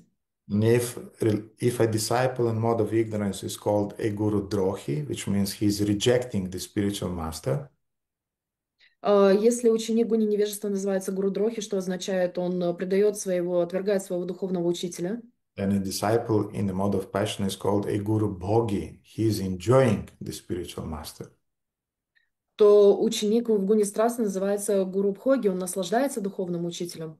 He is exploiting the spiritual master. Он эксплуатирует духовного учителя. Anyway, Ananda Vilasini, you want to add something? Она довела Сини, вы хотите что-то добавить? Да, Харе Кришна. Я подумала о том, что яркий пример, и в том числе и для меня, гуни страсти, это когда не служить гуру, а выслуживаться и выделиться среди других учеников. Эм, То есть мотив я имела в виду в служении. Mhm. I thought that it's not about serving your guru, but stand out in serving for a guru amongst other disciples. This is what I thought it could be. I am the best disciple. Я лучший ученик. Why Guru Maharaj is giving the garland, his garland, to that something that is walking there? Почему гуру дает гирлянду этому чему-то, которое ходит там? Mhm. Why Guru Maharaj did not give that garland to me? Почему Гуру Махарадж не дал мне эту гирлянду? Gurudev, why you always are giving your garland to others and never to me? I received once one thing like that. Гурудев, почему вы даете гирлянду все время другим и никогда мне? Я однажды получил такую жалобу. It happens. Такое случается. You're giving the garland or not giving, you anyway you'll be blamed. Даете гирлянду, не даете гирлянду, в любом случае вас обвинят. Anyway, so uh, yeah, I want to be the best disciple. Да, я хочу быть лучшим учеником. This is also in the mode of passion. Это также находится в гуне страсти.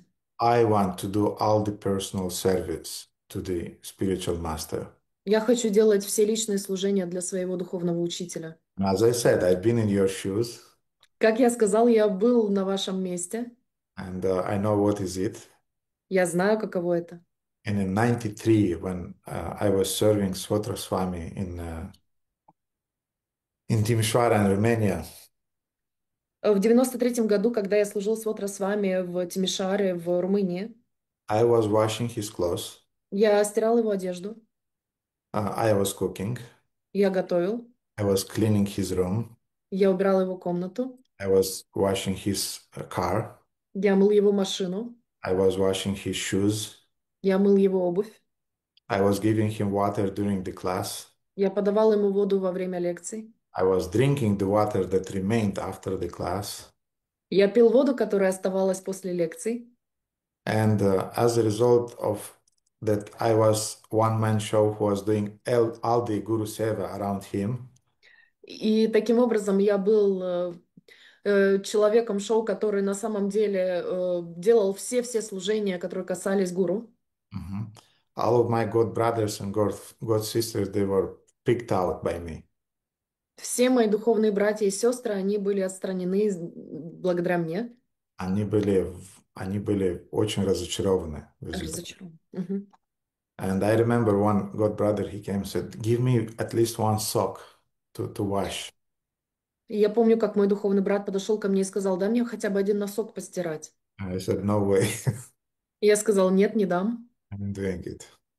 Я это буду делать. Then I saw in a few days that all of my God brothers, they were not talking with me. А потом, через несколько дней, я заметил, что мои духовные братья, они все со мной не More разговаривали. than that, when I was washing, Потому что, когда я стирал, we were not washing in the washing machine, no washing machine at that time. и мы не стирали в стиральных машинах, не было стиральных машин в то время. Uh-huh. I had scars on my hands because I was washing so hard, I was really doing it. У меня были шрамы на руках, потому что я их натирал, я по-настоящему делал свое служение, стирал. So in a few days when I saw that nobody is talking with me, I started to think something is wrong. И когда через несколько дней я заметил, что никто со мной не разговаривает, я подумал, что-то не так. And one senior devotee told me И один из старших преданных сказал мне, that if your Guru Seva is offending other devotees, it's not a really Guru Seva. если твоя гурусева оскорбляет остальных преданных, то это не гурусева. Uh, I remember also traveling with Srila Niranjana Maharaj. И я также помню, как я путешествовал с Шрила Нираджаном Махараджем. And he had a disciple, lady disciple, who was quite big and strong. И у него была ученица, которая была довольно большой и сильной. And somehow she thought that she is the bodyguard of Niranjana Swami. И почему-то она решила, что она является охранником Нираджана с вами. And all the time when Maharaj was walking, she was pushing devotees aside. Get out, Maharaj is going. И когда Махарадж шел, она откидывала рукой преданных, которые подходили, и говорила: уходите, уходите, Махарадж идет. One time when she already pushed a devotee, a male devotee, И однажды она по-настоящему толкнула преданного мужчину, then Maharaj already could not bear it anymore. и тогда Махарадж просто уже не выдержал. He said, "You are not my bodyguard.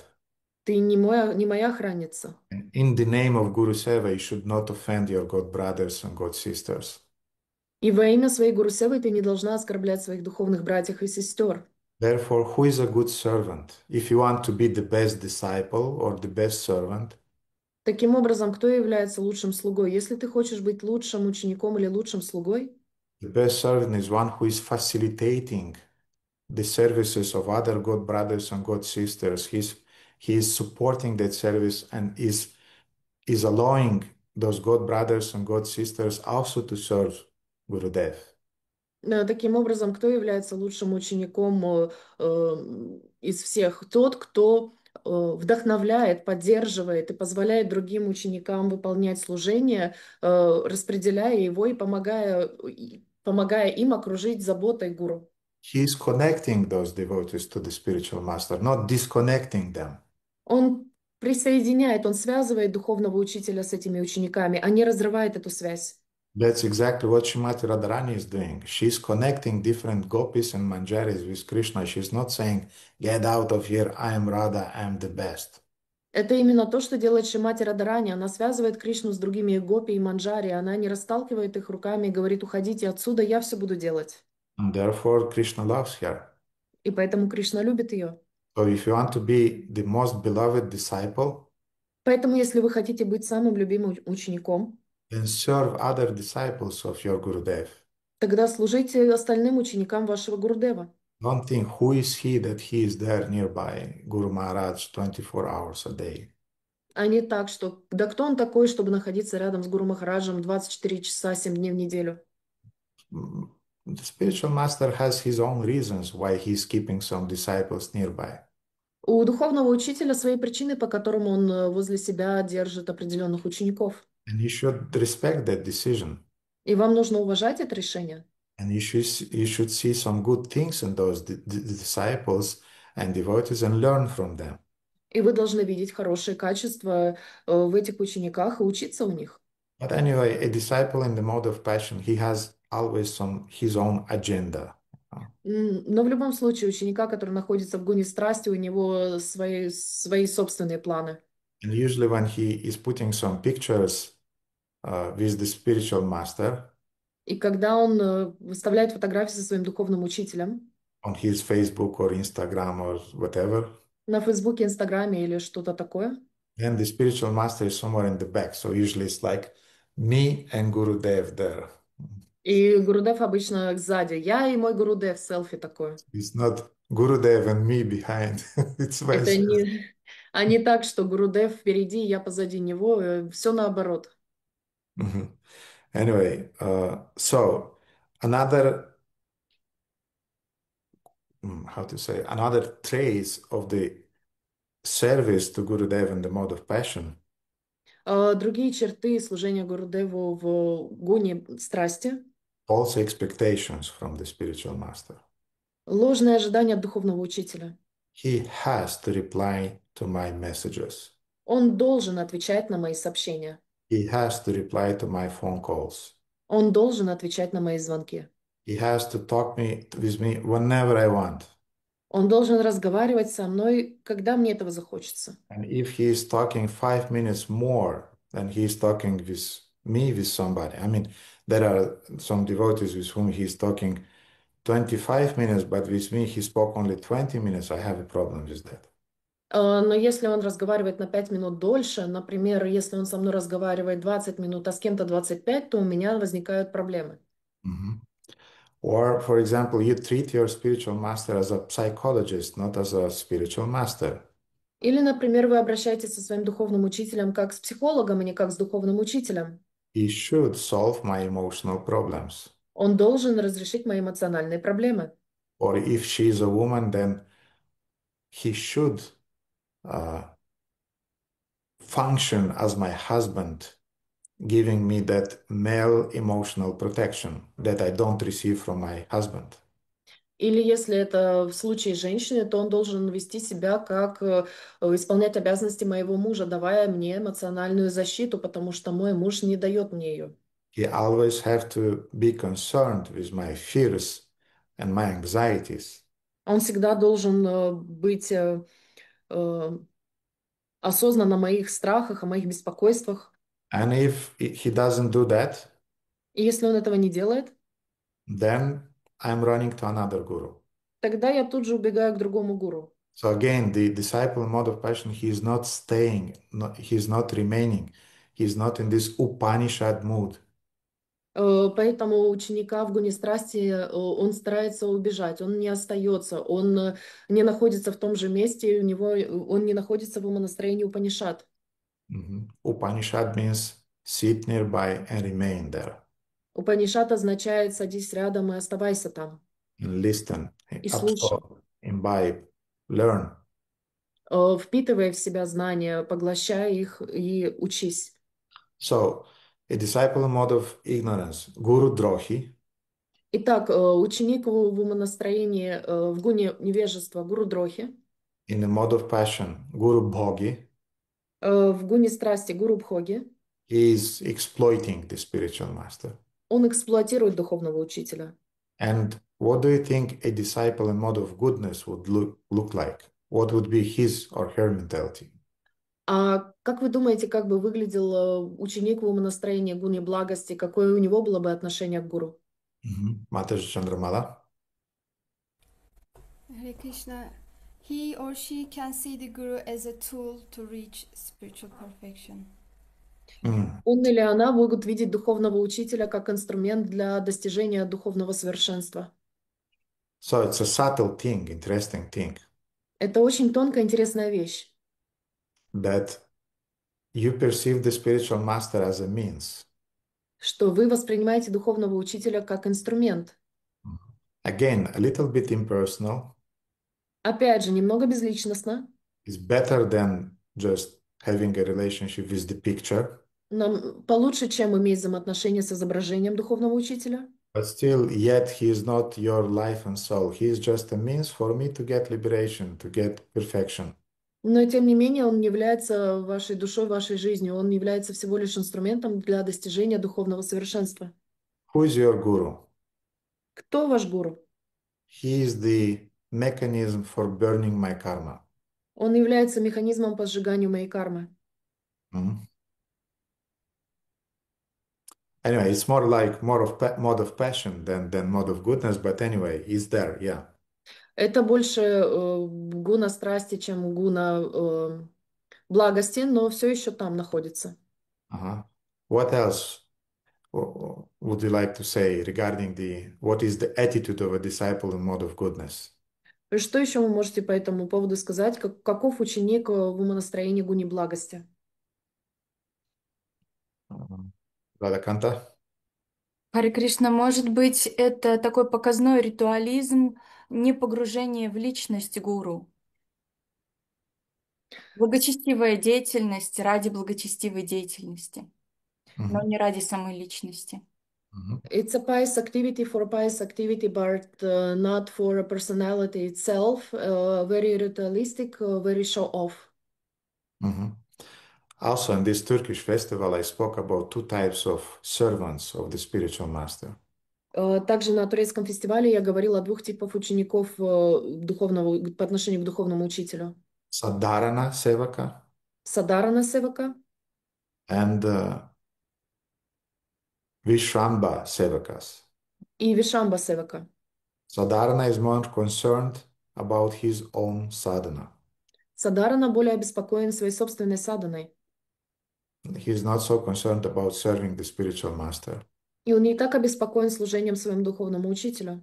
And Vishwamba Sevaka, he's concerned more to serve the spiritual master, and then he's concerned about his sadhana. А Вишвамба Севака, он обеспокоен в первую очередь служением своему духовному учителю, и только потом он обеспокоен тем, чтобы делать свою собственную садану. And the details I explained in the seminar, you'll be able to hear about it there. И в это я объяснил в своей лекции, в своем семинаре. Вы можете послушать его. But anyway, so we have Guru Drohi, we have Guru Bogi, Итак, у нас есть с вами Гуру Дрохи, Гуру Боги. and in the mode of goodness, he's Guru Sevi. И в гуне благости он является Гуру Севи. He is still in the process of learning to reject his own interest for the interest of the spiritual master.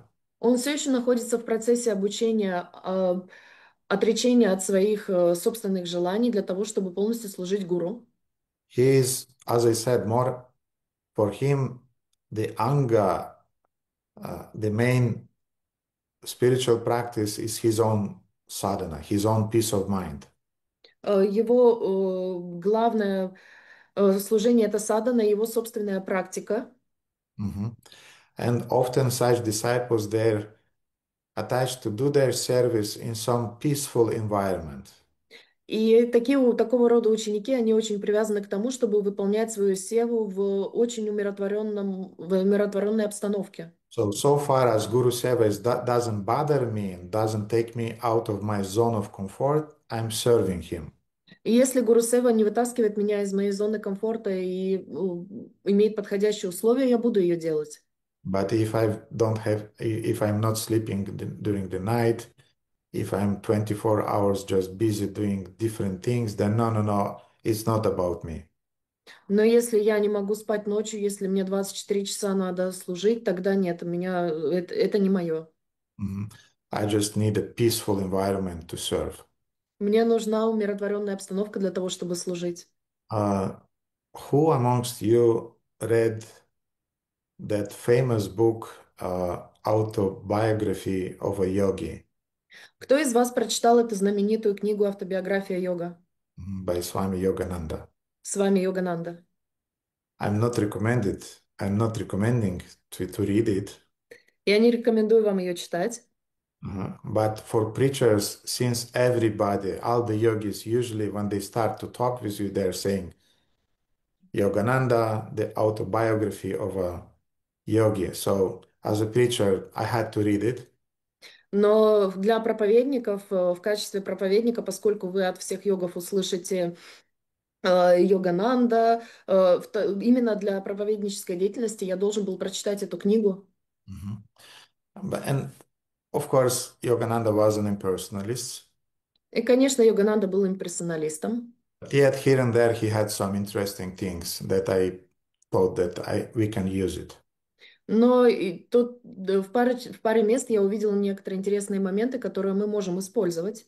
So in his book, he's writing in some place В своей книге он пишет в некоторых местах about his relationship with his spiritual master. о своих взаимоотношениях с своим духовным учителем. And Krishna Kanta, I sent you, yes, the quote. Да. So he's writing, after only 6 months living with my guru Yukteswar in the ashram, I got caught in one of those delusions that sometimes affect the disciple. I felt a distance for the service in the ashram. После 6 месяцев жизни с моим гуру Шри Юктешваром в ашраме я попал под одно из тех заблуждений, которые иногда посещают ученика. Мне стало тягостно выполнять служение в ашраме. So he had a lot of services, he has done a lot of things, and he got, I mean, as you know, when we are serving, doing different cleaning, washing, cooking, and so on, so at some point it's overwhelms us, it's too much. И так он выполнял много служений в ашраме, такие как готовка, стирка, уборка. И как многие из вас знают, что в определенный момент служений так много, что они просто ошеломляют нас. Devotees are calling the states burnout. So I became burned out by those different sevas.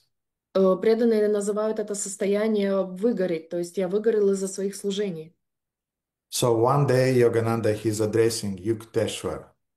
И в один из дней Йогананда обращается к Юктешвару. He's writing, so one day I addressed these ungrateful words to my spiritual master. И он пишет: «Однажды я сказал своему учителю неблагодарные слова. Please allow me to go to the Himalayas.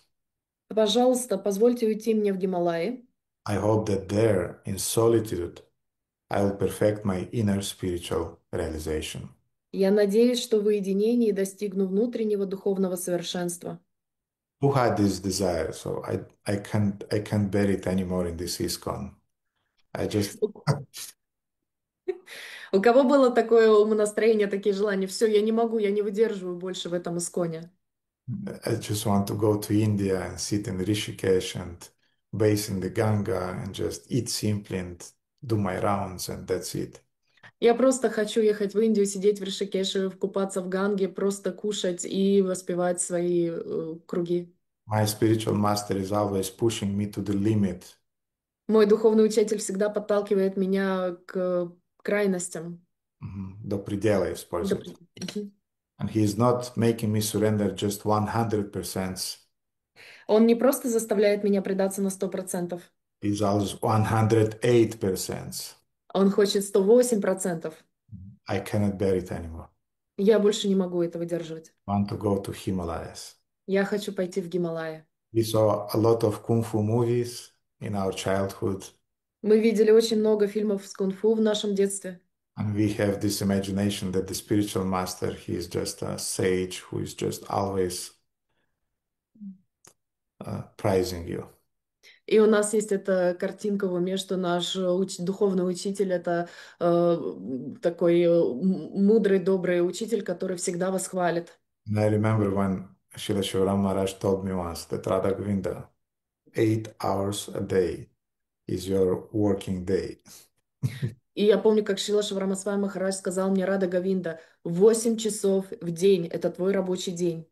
And I said, but I came to a spiritual society. I just rejected this material work to come and also have an 8 hour a day Но working я, day. но я только что вступил в духовное сообщество, я отрекся от материального мира для духовной жизни, и у меня опять 8-часовой рабочий день. Mhm. Anyway, so we have this desire, so I cannot bear it anymore. I want to go to the mountains. Итак, у нас есть это желание, я больше не могу это терпеть, я хочу идти в Гималаи. So he's writing, Итак, он пишет: I had not yet learned to know the master completely, so he calmly replied.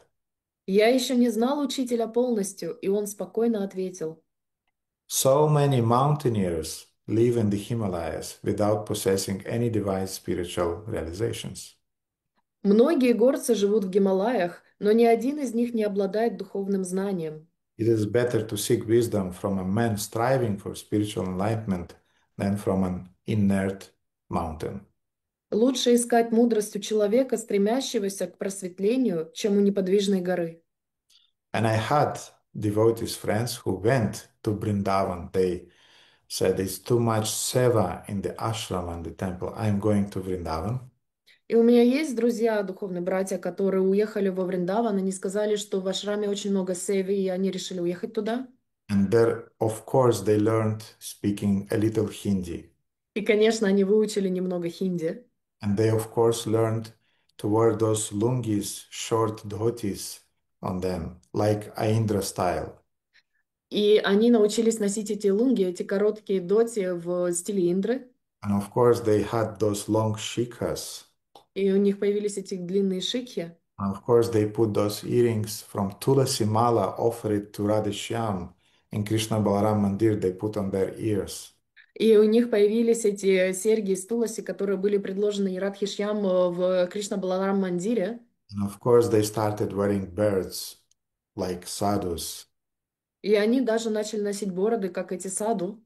And of course, after 3 months of living in Vrindavan during the after Kartik period, they got married. И, конечно, после месяца проживания во Вриндаване во время Картики они поженились. После 3 месяцев. После 3 месяцев. So that was the end of the Babaji career. Это было окончание карьеры Бабаджи. But everything started with too much seva in the ashram, Но все началось с того, что в ашраме было очень много севы. too much guru seva. Очень много гуру севы. So don't go to Himalayas, you'll get married there. Поэтому не отправляйтесь в Гималая, вы там поженитесь. Either a wife or a husband, but the material energy will provide you exactly what you need. Муж или жена, но материальная энергия обеспечит вас именно тем, что вы хотите. remain with your Gurudev and serve him, and that's where your blessings are. Оставайтесь рядом со своим Гурудевом и служите ему. Там находится ваше благословение. Mhm. And finally, we have actually what I want to say. Uh, Keshava Priya Mataji told me about that famous mantra which I was reciting in my classes some years back. She listened to it. Om Sahana Bhavatu. Кешава Прия сказала мне одну мантру несколько лет назад, которую я использую в своих классах. Ом. Sahana Bhavatu. Я использовал много лет назад, перед началом лекции. Мгм. And it's a very interesting mantra. Это очень интересная мантра. Sahana Bhavatu, Sahana Bhunaktu, Sahaviryam Karvavahai, Tejasvinavati Tamastama Vidvichavahai. Om Shanti Shanti Shanti. It's a very beautiful mantra, actually, also contained in Upanishads. Это очень интересная мантра, которая также есть в Упанишад.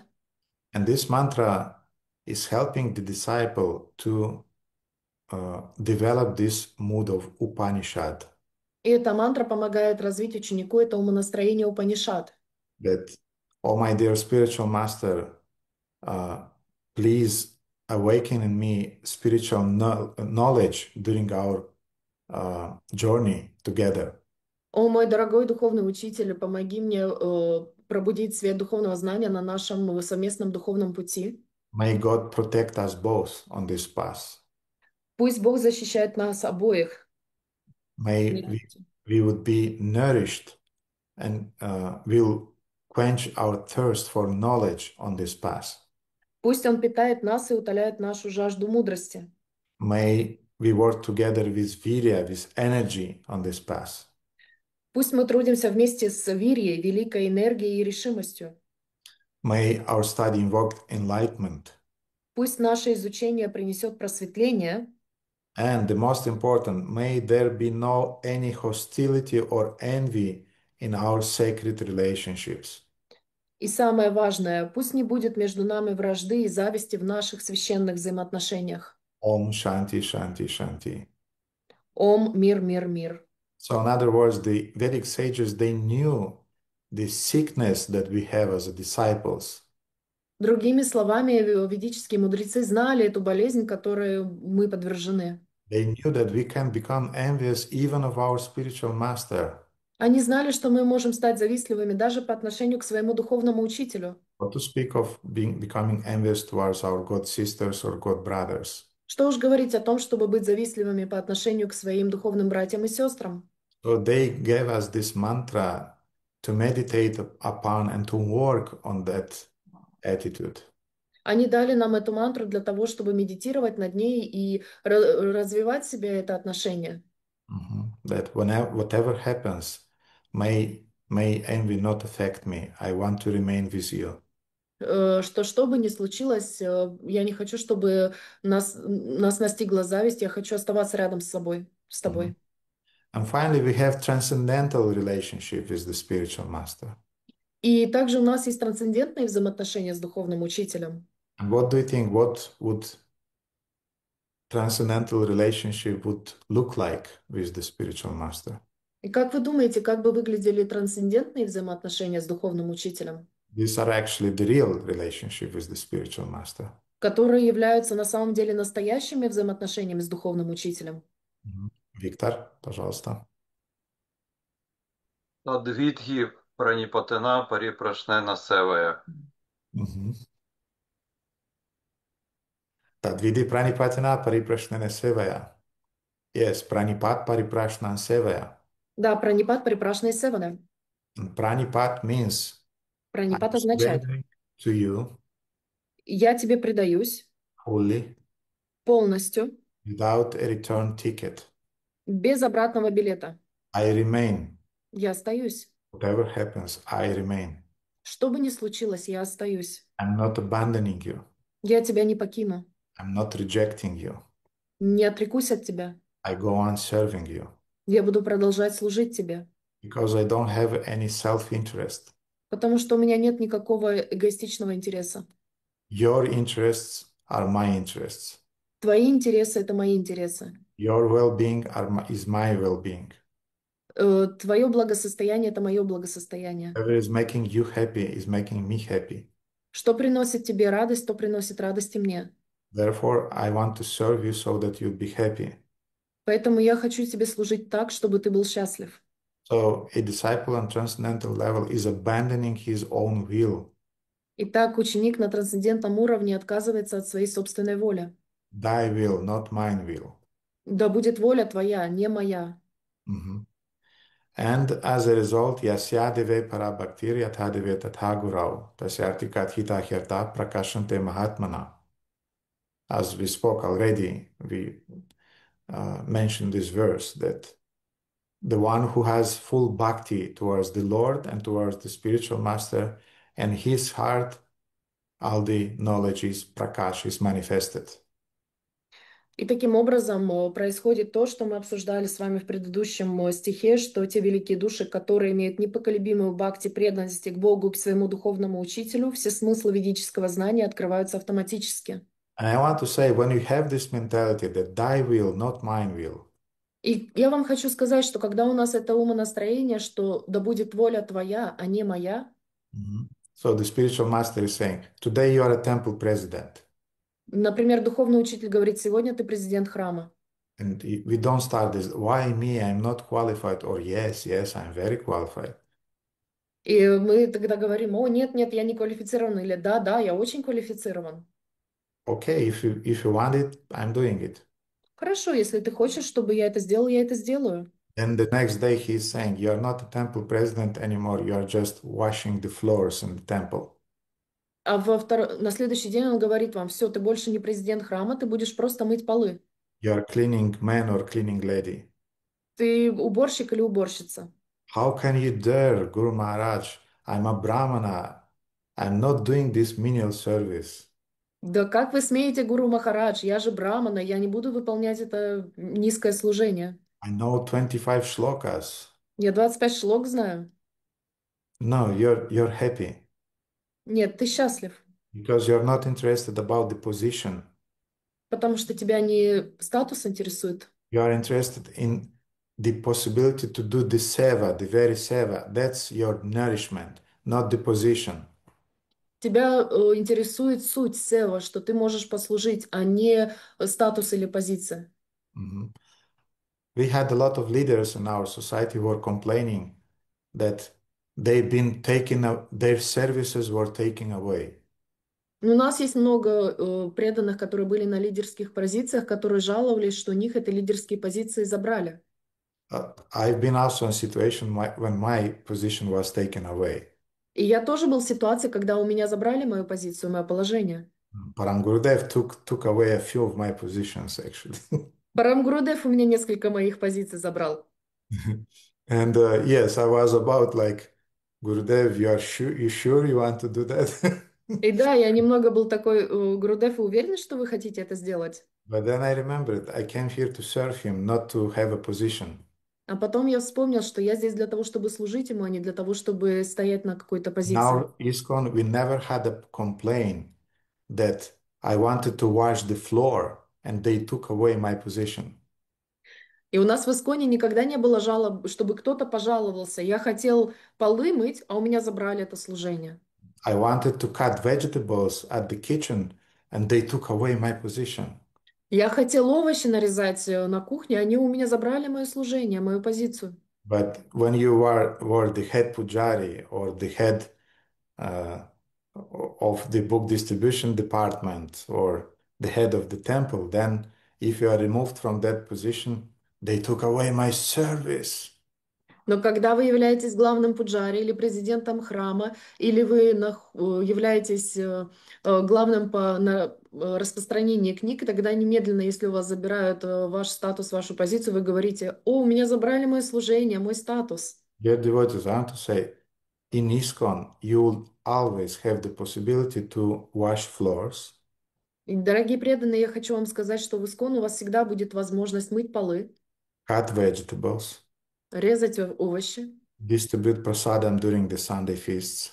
раздавать просад на воскресных программах. Mhm. And this position would never be taken away from you. И эта позиция, этот статус у вас никто никогда не заберет. So please learn to enjoy that service. It will never be taken away from you. Пожалуйста, научитесь наслаждаться этим служением, которое у вас никогда никто не отнимет. And if Gurudev is giving you some position, it's just, how to say, it's just another aspect of your washing the floors or cutting vegetables. И когда вам Гурудев предоставляет какое-то более важное служение, это всего лишь еще один аспект, еще одна грань вашего служения, как мытье полов или раздача просада. And when you have this mood, you're always a happy disciple. И когда у вас есть это умонастроение, вы всегда будете счастливым учеником. Mhm. I think Vishwapalaka wrote in the chat, I saw it with one eye, and that he is a silent worker. И я увидел как одним глазом, как Вишаплака Прабhu написал в общем чате, что он является тихим работником. Yes, a disciple on the transcendental level, he's a silent worker for his spiritual master. Да, ученик на трансцендентном уровне является тихим, тем самым тихим работником для своего духовного учителя. He or she is always happy Он или она всегда довольна и счастлива, because he doesn't have his own agenda issue. потому что у него или него нет своей собственной программы, своих собственных планов. When you have your own agenda or issue, then you have to be politically minded, you have to arrange things, you have to divide, you have to conquer, you have to fight. Когда у вас есть вот это умонастроение, что у вас есть свои планы, свой календарь, то вы должны быть политически настроены, готовы сражаться, готовы завоевывать, готовы оставлять какое-то время для этого. When you are surrendered soul, you are happy. А когда вы предавшаяся душа, вы счастливы. And Prabhupada is writing about it, about this state of mind in his purport to Srimad Bhagavatam 7, 5, 23, 24. И Шрила Прабхупада пишет об этом в своем комментарии к Шримад Бхагаватам 7.5, стихи 23-24. Such a devotee is like a cow that is cared for by its master. Такой преданный подобен корове, о которой заботится ее хозяин. When cared for by its master, a cow is not in anxiety over its maintenance. Когда корова под опекой хозяина, она не тревожится о своем пропитании. Such a cow is always devoted to its master and it never acts independently, but only for the master's benefit. Такая корова всегда предана своему господину и никогда не действует независимо, но только ради его блага. Mhm. We can speak a lot about it, but I just wanted to show you what it is Upanishad and what is not Upanishad. Мы много можем об этом говорить, но я хотел всего лишь показать вам, что является Упанишад и что этим не является. Because we'll study Gopal Tapani Upanishad, which contains a lot of sacred truths in it. Потому что мы с вами будем изучать Гопал Тапани Упанишад, которая содержит в себе много сокровенных знаний, Mhm. And истин. we should understand in what mood we have to absorb those truths. И мы должны понимать, в каком умонастроении мы должны принимать, впитывать в себя эти истины. And now, just to demonstrate those philosophical truths that we covered today, I want to tell you a story. И для того, чтобы обозначить те истины, которые мы с вами обсудили сегодня, я хочу вам рассказать историю, Which practically demonstrates what means the mentality of Upanishad. которая на практическом примере показывает, что означает умонастроение Упанишад, And how the Upanishadic truths are revealed. и как истины Упанишад раскрываются. I think devotees usually, you heard the story about Satyakama, the son of Jabala. И я думаю, что преданные знают историю Сатьякама, сына Джабалы. Mhm. So, usually devotees know just the first part of the story. И обычно преданные знают только первую часть этой истории. Mhm. As the first part is short, I'll tell it just in a sutric way. Первая часть, она короткая, я вам ее сутрическим образом расскажу. So Satyakama, he was very eager to receive knowledge and education in the ashram of Haridrumata Gautama sage. Ридромата Гаутама Сейдж. Итак, Сатьякама, он был очень вдохновлен, чтобы получить духовное знание от Хари Друмата Святого. Mhm. Gautama. Гаутама. And he came and said, Gurudev, can you please accept me in the ashram? I И он, want to become your disciple. и он пришел к нему и сказал: Гурудев, пожалуйста, примите меня в свой ашрам в качестве ученика, я хочу быть вашим учеником. And the sage Gautama looked at him and said, to which Gotra you belong? И святой Гаутама посмотрел на него и спросил: какой готре ты принадлежишь? And Satyakam said, I don't know. И Сатьякама сказал: я не знаю. He said, go and ask your mother. Он сказал: пойди спроси свою мать. Because in those times, the knowledge was given, first of all, to the Brahmanas. Потому что в те времена знание духовное давалось в первую очередь браманам. So Satyakama came to his mother and said, Mother, who is my father? To which Gotra I belong? И тогда Сатьякама подошел к своей матери и сказал: кто мой отец, какой готре я принадлежу? Mhm. And the mother said, I'm sorry, my son, but I had many men. I was a servant, dasi, in my life, all of my life, and I served a lot of men. I don't know. И его мать сказала: извини, сын, но я была прислугой во многих домах, даси, служанкой и у многих мужчин, поэтому я не знаю, кто твой отец. Today I mentioned to you that a lot of things I learned just by being nearby the spiritual master and hearing little comments and little things that he said. Сегодня я упомянула о том, что я очень многому научился, просто наблюдая, будучи рядом со своим духовным учителем, слушая его короткие комментарии, вещи небольшие, которые он говорил. One of the things that I learned also just by hearing how he gave a short comment once. И еще одна вещь, которую я научился, это услышав короткий комментарий, который он однажды сказал. Why, for example, our lady disciples doesn't have the title, for example, let's say Premalata Dasi. И одна из вещей он сказал, почему, например, у наших девушек преданных нет звания, например, Премалата Даси, Or Swamini Dasi, or или Свамини Даси, или Rohini Dasi. Рохини Даси. Why is it Devi Dasi? Почему Деви Даси? Because technically Dasi means servant, Потому что технически Даси означает слуга, but Dasi also meant a woman who is giving some services to men in the Vedic culture.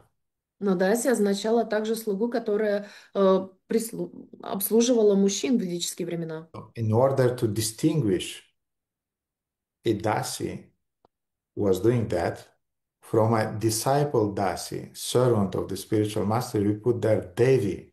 It's a divine Dasi, not just common Dasi. И для того, чтобы сделать различие между женщинами, которые были даси, служили у мужчин в те времена, и Деви Даси, которая подразумевает, что она Деви, божественная прислуга, божественная слуга, включаем это слово Деви. Now, usually we don't have the name for the men, for example, Venugopal Devi Dasa Обычно для мужчин мы не вставляем это слово, например, Венугопал Деви Даса or Shyamasundara Devi Dasa. или Шьямасундара Деви Даса. So you see, woman has a higher position in our ISKCON than men. Поэтому, как вы видите, у женщин более высокая позиция в Искон, чем у мужчин. Your title is even more beautiful than ours. Ваш титул еще более красивый, чем у нас. But it's meant to understand, to meditate, that it's not just also dasa, because in the Hindi culture or in the Vedic culture, dasa means a slave. Но также нужно различать и титул мужской, потому что даса в ведической культуре также означает раб. So our devotees are not slaves in the material sense. И так наши преданные не являются рабами в материальном случае. They are servants in the transcendental sense. Они являются слугами в трансцендентном смысле. Mhm. Anyway, I don't remember how I got into this Devidasi, but let's go to Satyakama. И я не помню, Yes, как she я was a пришел. Dasi. Yes, she was a Dasi. Итак, мы пришли к этому, потому что она была Дася, она была прислугой. Давайте дальше двигаться. Mhm. So she said, I was a Dasi. I don't know who was your father. Итак, она сказала: я Дася, была Дася, я не знаю, кто твой отец. Again, our Matajas are Devi Dasis, not Dasis. Итак, еще раз, наши матаджи являются Девидаси, а не просто Даси. Go to your sage, to your guru and say that you're the son of Jabala. Иди к своему святому, своему духовному учителю и скажи, что ты сын Джабалы. She was a simple woman. Она была простой женщиной. Say that you are the son of Jabala. Скажи, что ты сын Джабалы. So when Satyakama came to Haridrumata Gautama and said, Dear Gurudev, my mother doesn't know to which Gotra I belong. So she said to tell you that I am just the son of Jabala. И тогда Сатьякама вернулся к Харидрамата Гаутами и сказал, что моя мама не знает, кем является мой отец, поэтому она сказала мне сказать вам, что я являюсь сыном Джабалы. So witnessing his innocence and his truthfulness, the sage Haridrumata Gautama was completely conquered right there on the spot. И видя его откровенность, честность и прямолинейность, Харидрамата Гаутама был повержен этой честностью прямо там на месте. Because Satyakam wasn't a fool, he understood what's it about. Потому что Сатьякама не был дураком, он понял, о чем это. He understood that if he is saying that he doesn't know his Gotra, his chances to become a disciple are quite little. Он понял, что если он скажет, что он не знает, какой Готре он принадлежит, его шансы на то, чтобы быть учеником, довольно маленькими станут. But he still said the truth. Но, тем не менее, он сказал истину. And then when Gautama saw it, he said, only a Brahmana has this integrity to say the truth. И когда Гаутама увидел это, он сказал, только у Брамана есть такая духовная целостность, чтобы говорить правду. So always say the truth. Поэтому всегда говори правду. From now on, you're not anymore the son of Jabala, you're Satyakama. И с этих пор ты не сын Джабалы, ты Сатьякама. So he gave initiation to Satyakama. И так он дал инициацию Сатьякаме. Now the second part of the story that usually devotees doesn't know much, at least. И теперь вторая часть истории, которую преданные обычно не знают, по крайней мере, многое из нее. In that Turkish seminar that I just gave 1 week back, we spoke about the principle Guru Padashrayas Tasmat Krishna Dikshadi Shikshanam Vishvambena Gurokseva Sadhu Vartmanu Vartanam. And I spoke during that seminar about Vishramba Seva that is followed after the initiation. И на турецком фестивале, в котором я давал лекцию неделю назад, мы обсуждали Вишвамба Сева, которая следует за инициацией. First, you receive Diksha. Сначала вы получаете дикшу. First, actually, you accept the shelter of the spiritual master, Guru Padma. Сначала вы получаете прибежище у лотосных стоп духовного учителя. Then Diksha. Затем дикша. Then Shiksha, you get education. Затем шикша, вы получаете образование. Without education, your Diksha will not work. Без образования ваша дикша не будет работать. But then, Vishvambena Gurok Seva, you have to serve the spiritual master. Но затем Вишвамбена Гурор Сева, вы должны служить своему духовному учителю. So Haridramata Gautama, he called Satyakama and said, I have a herd of cows who are very sick. И Харидрамата Гаутама, он позвал Сатьякаму и сказал, у меня есть стадо коров, которые очень больны. And the Upanishads are giving the number 400 cows, sick cows. И Упанишад дают нам число 400 больных коров. They are very, very poor in their health. Они очень немощны в своем здоровье. You should take them and you should make them healthy. Ты должен позаботиться о них и сделать их здоровыми. And when they will become healthy, bring them back. И когда они выздоровеют, ты должен будешь их привести ко мне обратно. Come back before that. До этого момента не возвращайся. So Satyakama had to leave his spiritual master. То есть Сатьякаме пришлось оставить своего духовного учителя. And he wasn't complaining that why are you rejecting the next day after initiation? И он не жаловался, почему ты меня отвергаешь на второй день после инициации. No, Satyakama immediately accepted that order and said, Dear Gurudev, I'll not come back till I'll have 1,000 cows in your herd. And all of them would be very good in their health. Нет, Сатьякама сказал, что он не вернется, пока у него не будет пока он не вернется с 1000 здоровых коров в своем стаде. So Satyakama, he paid his obeisances to the spiritual master, took the cows and left. Итак, Сатьякама предложил свои смиренные поклоны своему духовному учителю, забрал стадо коров и ушел. And he started serving those cows, И он начал служить этим коровам. started to feed them nice grass, gave them nice water and take care in all the needed ways. Он давал им достаточно воды, зеленую траву и служил им всем необходимым. He was protecting them from different animals and beasts in the jungles. Он защищал их от различных хищников и животных джунглей. And now, dear counselors, А теперь, дорогие наставники, that's exactly what you should do. это именно то, что вы должны делать. You are serving your spiritual master in the capacity of a counselor. Вы служите своему духовному учителю в статусе наставника. You are taking some sickly cows Вы берете на себя несколько больных коров and you have to bring them back in a healthy state. и должны вернуть их в полном здравии. They are not your cows. Это не ваши коровы. They are the cows of your spiritual master. Это коровы вашего духовного You учителя. you should take care about them nicely. И вы должны очень хорошо заботиться о них. You should protect them from the beasts. Вы должны защищать их от зверей. The biggest beast that they have is in their minds, А самый огромный зверь, который у них есть, находится в их голове, уме, in the form of their false ego. в форме их ложного эго. So you have to purify them from those beasts. Поэтому вы должны очистить их от этих зверей, And then you should bring them in a healthy way back to your spiritual master. а потом вы должны вернуть их в здоровом состоянии обратно к своему духовному учителю. Ideally, if you'll bring back not only those cows that were given to you, but even much more than that. И вы должны будете привести не только этих коров, которые стали здоровыми, но и гораздо больше коров. That was what means to be a preacher. Это означает быть проповедником. Mhm.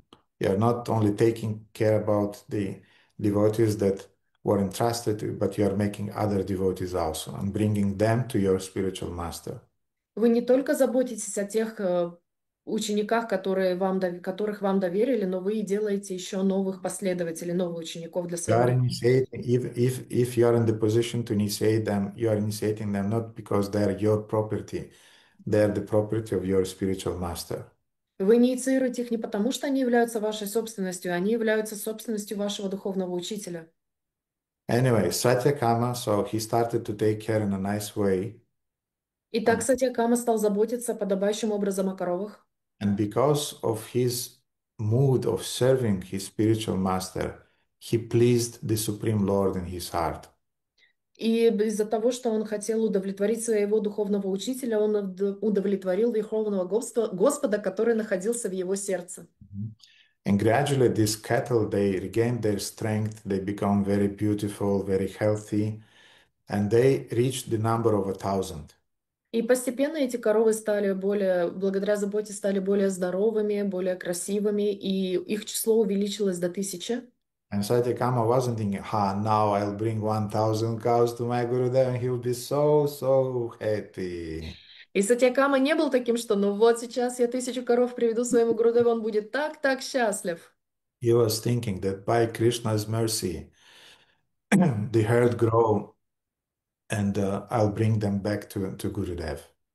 Он думал, что благодаря милости Кришны стадо коров увеличилось, выздоровело, и я смогу привести их к духовному учителю. It's not because of me, it's because the Lord arranged things in this way. Это не из-за меня, а из-за того, что Господь сделал так, чтобы эти вещи были возможными. Mhm. So when a disciple has this mood, then this mood invokes Krishna's mercy. И поэтому, когда есть у ученика такого настроения, он вызывает милость Кришны, And this is also the Upanishadic mood. которое также является умонастроением Упанишад. Because as soon as you put yourself in the center, you are abandoning your spiritual master. Потому что как только вы ставите себя в центр, вы отвергаете своего духовного учителя, покидаете своего духовного учителя. A disciple is always keeping the spiritual master before his mind. У ученика духовный учитель всегда находится в его уме перед глазами. Mhm. So when Krishna was satisfied, Krishna is reciprocating with devotees. Итак, когда Кришна удовлетворен, он отвечает взаимностью преданным. It's a triangle. Krishna, Guru, and disciple. Это треугольник Кришна, гуру и ученик. So Krishna sent a few demigods to teach Satyakama the deepest secrets of Vedic knowledge. Итак, Кришна послал полубогов, нескольких полубогов, которые обучили Сатьякаму самым сокровенным секретам Вед. There were four main gods: Было главных 4 бога.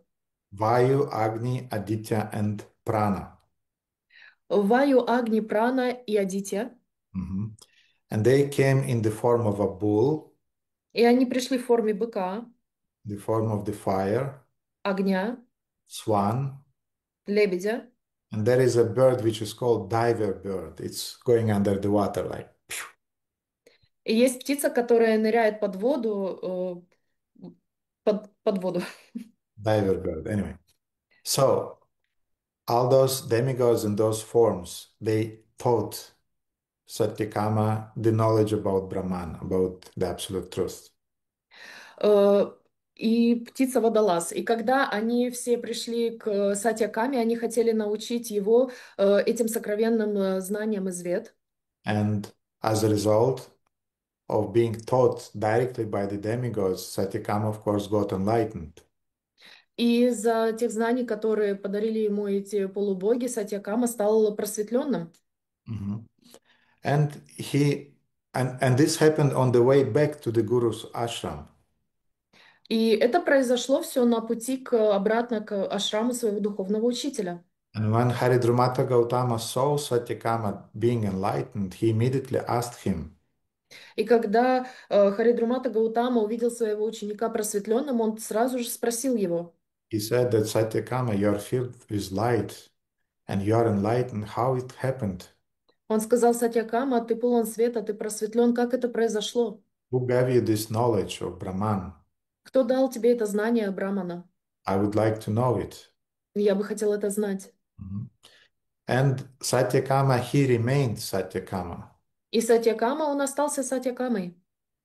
He wasn't saying, "Oh, Gurudev, it's nothing, some demigods, they gave me knowledge. And by the way, it's time for me now to go back to my home because I already got enlightened."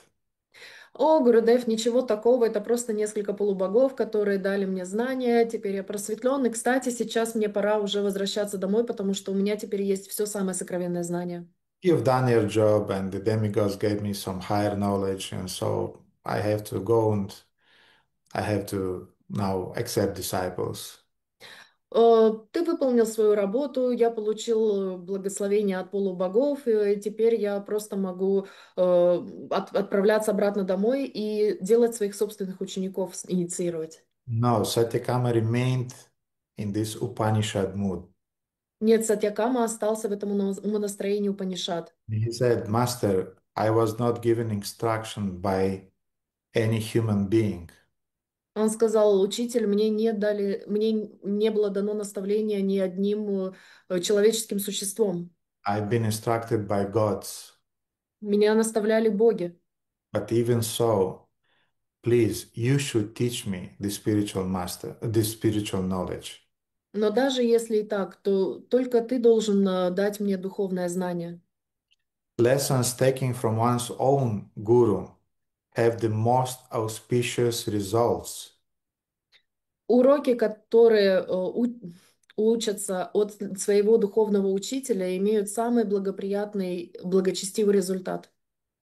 We receive results from hearing other spiritual masters, and they're auspicious. Мы получаем какие-то знания от других духовных учителей, они также являются очень благотворными. But the most auspicious knowledge is the knowledge that you receive from your own spiritual master with whom you have an alive relationship. Но самое благотворное и благочестивое знание, которое вы можете получить, вы его получаете от своего духовного учителя, с которым у вас есть отношения. So Satyakama is saying, so dear Gurudev, I implore you, now please you give me this knowledge. И поэтому Сатьякама, он сказал своему духовному учителю: Мой дорогой духовный учитель, я хочу получить от тебя это знание, ты должен меня научить». So he wasn't in the mood. Like, Gurudev, I'm already enlightened. No, I don't need all those lessons. И он не сказал: «Гурудев, я уже просветленный, мне не нужны все эти знания, уроки».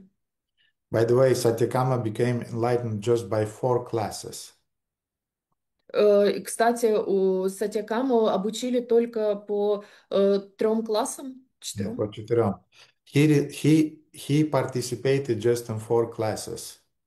Он участвовал всего на 4 семинарах, лекциях. Yeah. From Agni, from Prana, and so on. Мгм. От Агни, Праны и так далее. So 4 classes, enlightenment. 4 класса просветления. How many classes we received?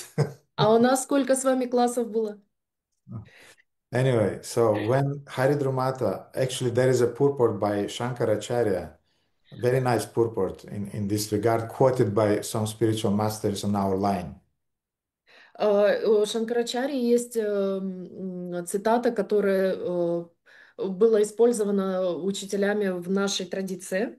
And Shankaracharya, he explained, I'll say with my words, but he's explaining in that purport, he's saying that uh, Satyakama wasn't interested in that type of enlightenment that wasn't coming from his guru.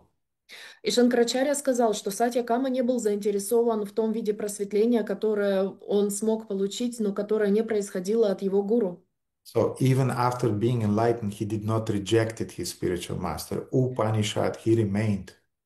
И даже получив просветление, духовное знание, он остался у своего духовного учителя Упанишад. So I told you a few times that the wife is always feeling what is the mood of her husband. И я вам уже несколько раз сказал, что жена всегда чувствует умонастроение своего мужа. Mhm. She's feeling, is he looking at other women or not? Она чувствует, смотрит он на других женщин или нет. The same way, the spiritual master, he is feeling, is my disciple learning from me or he is pickpocketing from other sources? И точно так же духовный учитель чувствует, мой ученик учится от меня, или он побирается по карманам знаний других духовных учителей. So Haridrumata immediately felt that Satyakama, his heart and his mind is at his feet.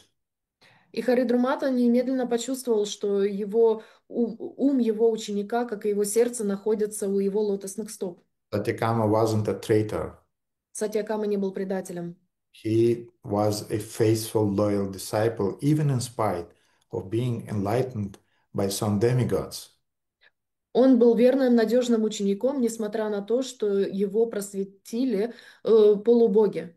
So when he heard these words from Satyakama, then Haridrumata said, sit and listen, I'll tell you again this knowledge. И тогда, услышав слова Сатьякамы, Харидрумата сказал: «Садись и слушать, я тебе снова расскажу об этих знаниях». And without any reservation, he gave all of his realization, he shared them with Satyakama. И ничего не утаивая, он поделился всеми своими духовными реализациями с Сатьякамой. All the aspects of spiritual knowledge were covered by Sage Gautama and were shared with Satyakama. Все духовные знания, которые обладал Гаутама, были подарены Сатьякаме. And there is a beautiful verse from Chanakya Sutra in this regard. И в Чанакья Сутре есть очень красивый стих по этому поводу, который соотносится. Anitva hi kanintrena bhuttale varivindati tatha gurogatam vidyam shushrushur abhigachhati. As he who digs with a shovel obtains underground water, so the student through his personal service acquires the realized knowledge of his guru. Как человек, копающий землю лопатой, находит подземную воду, так и ученик, служа своему гуру с почтением, обретает истинное духовное знание. So this shovel is our eagerness to learn from our guru. Итак, этой лопатой является наше желание научиться у своего духовного учителя. And interesting that Satyakama wasn't stealing knowledge from his guru, neither from the demigods. И интересно, что Сатьякама не воровал знаний ни у своего духовного учителя, ни у полубогов. No, he wanted knowledge from his guru. Нет, он хотел знания от своего духовного учителя. When he received something from the demigods, he brought it back and said, "This is what I learned. Just either confirm it or infirm it, but I want to hear it from you." И он пришел с этим знанием, полученным от полубогов, к своему духовному учителю и сказал: вот я получил такое знание, а теперь подтверди или опровергни его. Mhm. So the Gopal Tapani Upanishad and all other Upanishads in the Vedic canon, Vedic literature, И та Гопал Тапани Упанишад и другие Упанишад, которые есть в ведической литературе, they're very, very esoteric texts они являются очень эзотерическими текстами, with direct meanings, then indirect, subtle meanings. с прямыми и непрямыми наставлениями и There значениями, are a lot of symbolism, a lot of metaphors с очень большим количеством символизма и метафор, that can be only understood under the guidance of the spiritual master, которые можно понять только под чутким руководством духовного учителя, the one who is fully conversant in the uh, knowledge of the Vedas. который полностью оснащен знаниями вед. Mhm. And that's the process of understanding this body of scriptures. И это способ, которым можно понять, изучить эти тайны, эти писания. And therefore, the Vedas or Srimad Bhagavatam is saying, Tasmat Gurum Prapadita Jigesu She Uttamam. Shabde Parecha Nishnatam Brahmani Upashama Shrayam. It's a very, very beautiful verse from 11.3.21. И поэтому в Шримад Бхагаватам говорится в 11.3.21: Therefore, any person who seriously desires real happiness must seek a bona fide spiritual master and take shelter of him by initiation. Поэтому тот, кто искренне желает подлинного счастья, должен искать истинного духовного учителя и принять у него прибежище через посвящение. The qualification of a bona fide guru is that he has realized the conclusions of the scriptures by deliberation and is able to convince others of these conclusions. Настоящий гуру — это тот, кто глубоко постиг выводы Писаний и способен убедить других в их истинности. Such great personalities who have taken shelter of the Supreme Godhead, leaving aside all material considerations, should be understood to be bona fide spiritual masters. Такие великие души, отбросившие все материальные соображения и нашедшие прибежище у Верховного Господа, и есть подлинные духовные наставники. Of course, it's a task that we have to solve to find a spiritual master who is qualified. Конечно, это нелегкая задача найти истинного духовного учителя, Который обладает с этой квалификацией. квалификацией. But we should be more concerned with our qualification of a disciple. Но нас больше должна беспокоить наша квалификация как ученика. Guru mile lakh lakh, shisha mile ek. There are millions of guru, Есть миллионы гуру. even in spite of being very rare, still there are millions of guru, bona fide guru around. Несмотря на то, что это очень редкий случай, но есть миллионы квалифицированных истинных гуру вокруг. Guru mile lakh lakh, which means thousands and thousands are there.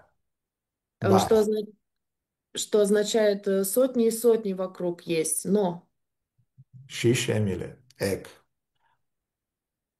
но шишья миля эк. Shishas, true disciples, are only just a few of them. Шишья или истинный ученик есть всего лишь один на многих. Or among thousands of guru, you find just one disciple. Среди тысячи гуру вы можете найти только одного ученика. Therefore, we should first of all be concerned with our qualification. Поэтому прежде всего нас должна беспокоить наша собственная квалификация. In order to understand Gopal Tapani Upanishad, Для того, чтобы понять Гопал Тапани Упанишад, you have to have the mentality of Upanishad. у вас должен быть менталитет Упанишад. So this is the first lecture that or lesson we are meant to understand today in the capacity of this introduction to Gopal Tapani Upanishad. И это первая лекция, которая является вступлением или предисловием к тому, чтобы начать изучать Гопал Тапани Упанишад. И это первый урок, который нужно усвоить прежде чем мы приступим к изучению этой книги. And as I said, I hope this discussion, these talks based on Gopal Tapani Upanishad will be useful for devotees who has second initiation, as well as for devotees who are maybe they just have the first initiation, or maybe are not yet initiated. I hope it will cover all the needs of our devotees who are gathering here in the mornings on Fridays. И как я уже сказал, я надеюсь, что эти обсуждения этой темы из Гопал Тапани Упанишад будут полезны как ученикам со второй инициацией, так и ученикам с первой инициацией, даже для тех из вас, у кого еще нет инициации, и покроет все эти категории учеников, которые собираются здесь на утренних программах по пятницам. So at least this is my intention to make it reliable and interesting for all those three categories of devotees. По крайней мере, таково мое намерение сделать это понятным и доступным для всех тех трех категорий учеников, находящихся здесь. Okay, dear devotees, thank you so much for your attention. Do you have any questions about the topics that we just discussed? Хорошо, дорогие преданные, теперь, если у вас есть вопросы по поводу тех тем, которые мы с вами обсудили. Okay, Андрей. Дорогой Гурудев, примите, пожалуйста, поклоны, дорогие преданные, тоже примите поклоны. Вся слава Шриле Прабхупаде. Спасибо большое за лекцию. В начале лекции вы упомянули,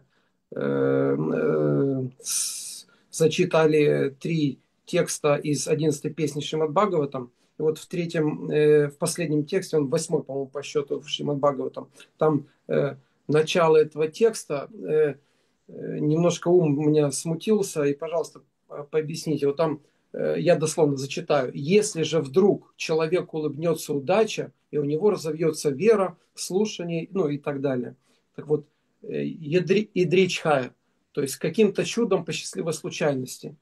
Все-таки это случайность или это некое накопление Бхакти Сукрити нас приведет к вот этой к шрадхе, к вере? Ну, самое начало, вот как это происходит, вот чисто механически. Это я так для некой просто в попытках проповеди возникают вопросы, спрашивают, и я как правильно ответить. Спасибо. So we have discussed in the beginning of this lecture verses from Srimad Bhagavatam. Out of 3 verses, the last one, which is the 8th verse, the beginning is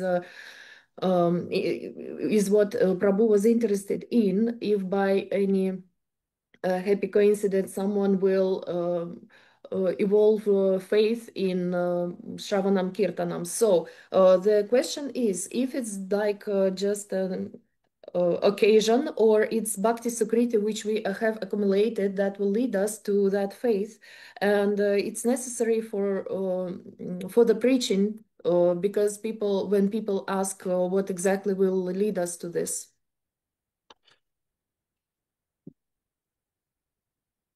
You know, usually when young people they decide to get married, sometimes they're embracing each other and they're speaking, we'll have a boy and 2 girls, and they'll be blonde and they'll have blue eyes and things like that.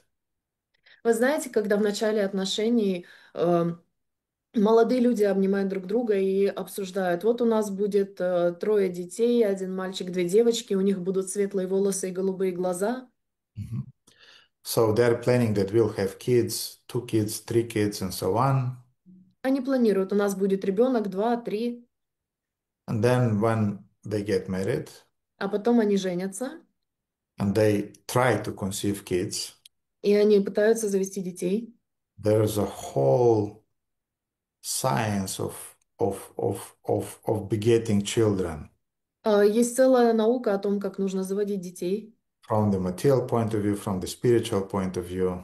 С материальной и с духовной точек зрения. The woman have to have strength, she should be healthy, the men have to be healthy.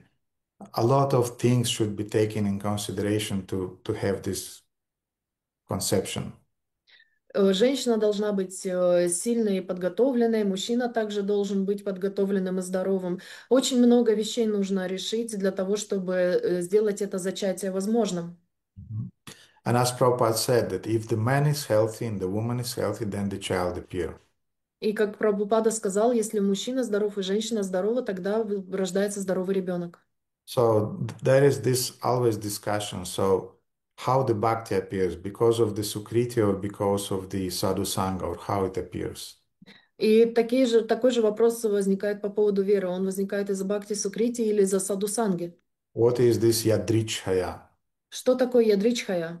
Yadrichhaya matkatha su yadshadastu yahpuman. So the verse is saying that if somehow by good fortune the shraddha appears in the heart, И так говорится в стихе, что если по какой-то счастливой случайности кто-то развивает эту шрадху, so in other words, this is so rare that you can call it almost to be a an incident. и так это настолько редко, что кто-то может назвать это случайностью.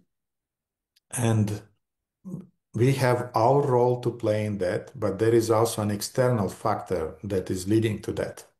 И у нас есть своя роль в этом, но также есть и внешний фактор, который к этому приводит, Like mother and father. как отец и мать. Mhm. So, of course, the living entity Bhaktista Bhagavad Sangha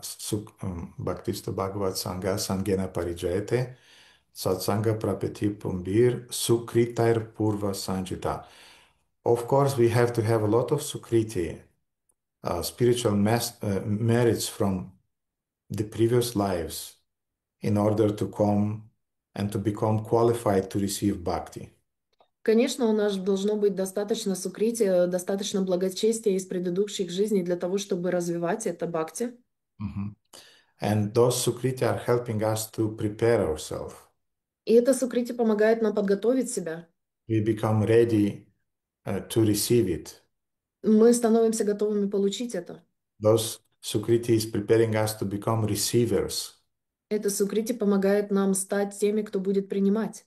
But just because you became a receiver, it doesn't happen necessarily. Но это не происходит только лишь потому, что вы стали получающим. You have to receive it from somebody. Вы должны получить это от кого-то. And that we are receiving through sadhu sangha, which is another very rare thing. И это мы получаем от садхусанги, которая является также очень-очень редкой вещью.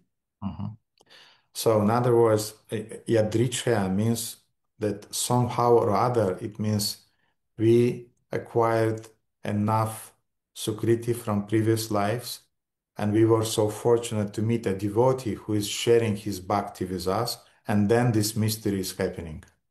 И это означает, что мы накопили достаточно сукрити в прошлых жизнях, и теперь мы повстречали какого-то преданного, который делится с нами своим бхакти для того, чтобы мы взрастили в себе это. We had merits from the previous lives, and that devotee had the intention to share his bhakti with us. And when this mystery is happening, when these two meet, then this mystery is happening. У нас было достаточно сукрити из прошлых жизней, потом мы встречаем преданного, который готов поделиться с нами своей бхакти, и когда эти два события, которые редки сами по себе, соединяются воедино, тогда происходит этот мистический процесс. So that's the sense of the word yadrichaya. Это суть слова ядричхая.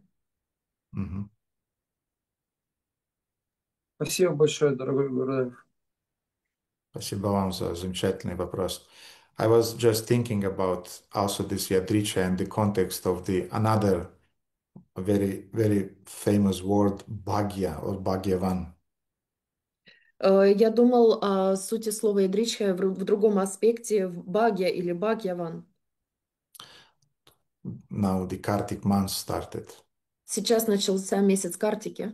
And I was thinking about it in the context of Nalakuvera and Manigriva. И я думал об этом в контексте Нала Кувера Манигрива. How they met Narada Muni, why they met Narada Muni. Как они встретили Нарада Муни, почему они встретили Нарада Муни? Yadrichaya, Ядричхая. by good fortune. По счастливой случайности. By good fortune, he cursed them. По счастливой случайности он проклял их. Why he cursed them? Почему он проклял их? Because they were fortunate. Потому что они были удачливыми. Why they were fortunate? Почему они были удачливы? Because they had Sukriti from previous lives. Потому что у них было сукрити с прошлых жизней. He cursed them and they met Shri Krishna Damodar. Он проклял их, и они встретили Шри Кришну Дамодару. It was a crisis when Narada cursed them, Это был кризис, когда Нарада проклял их. but the curse of a sadhu always turned for our eternal benefit.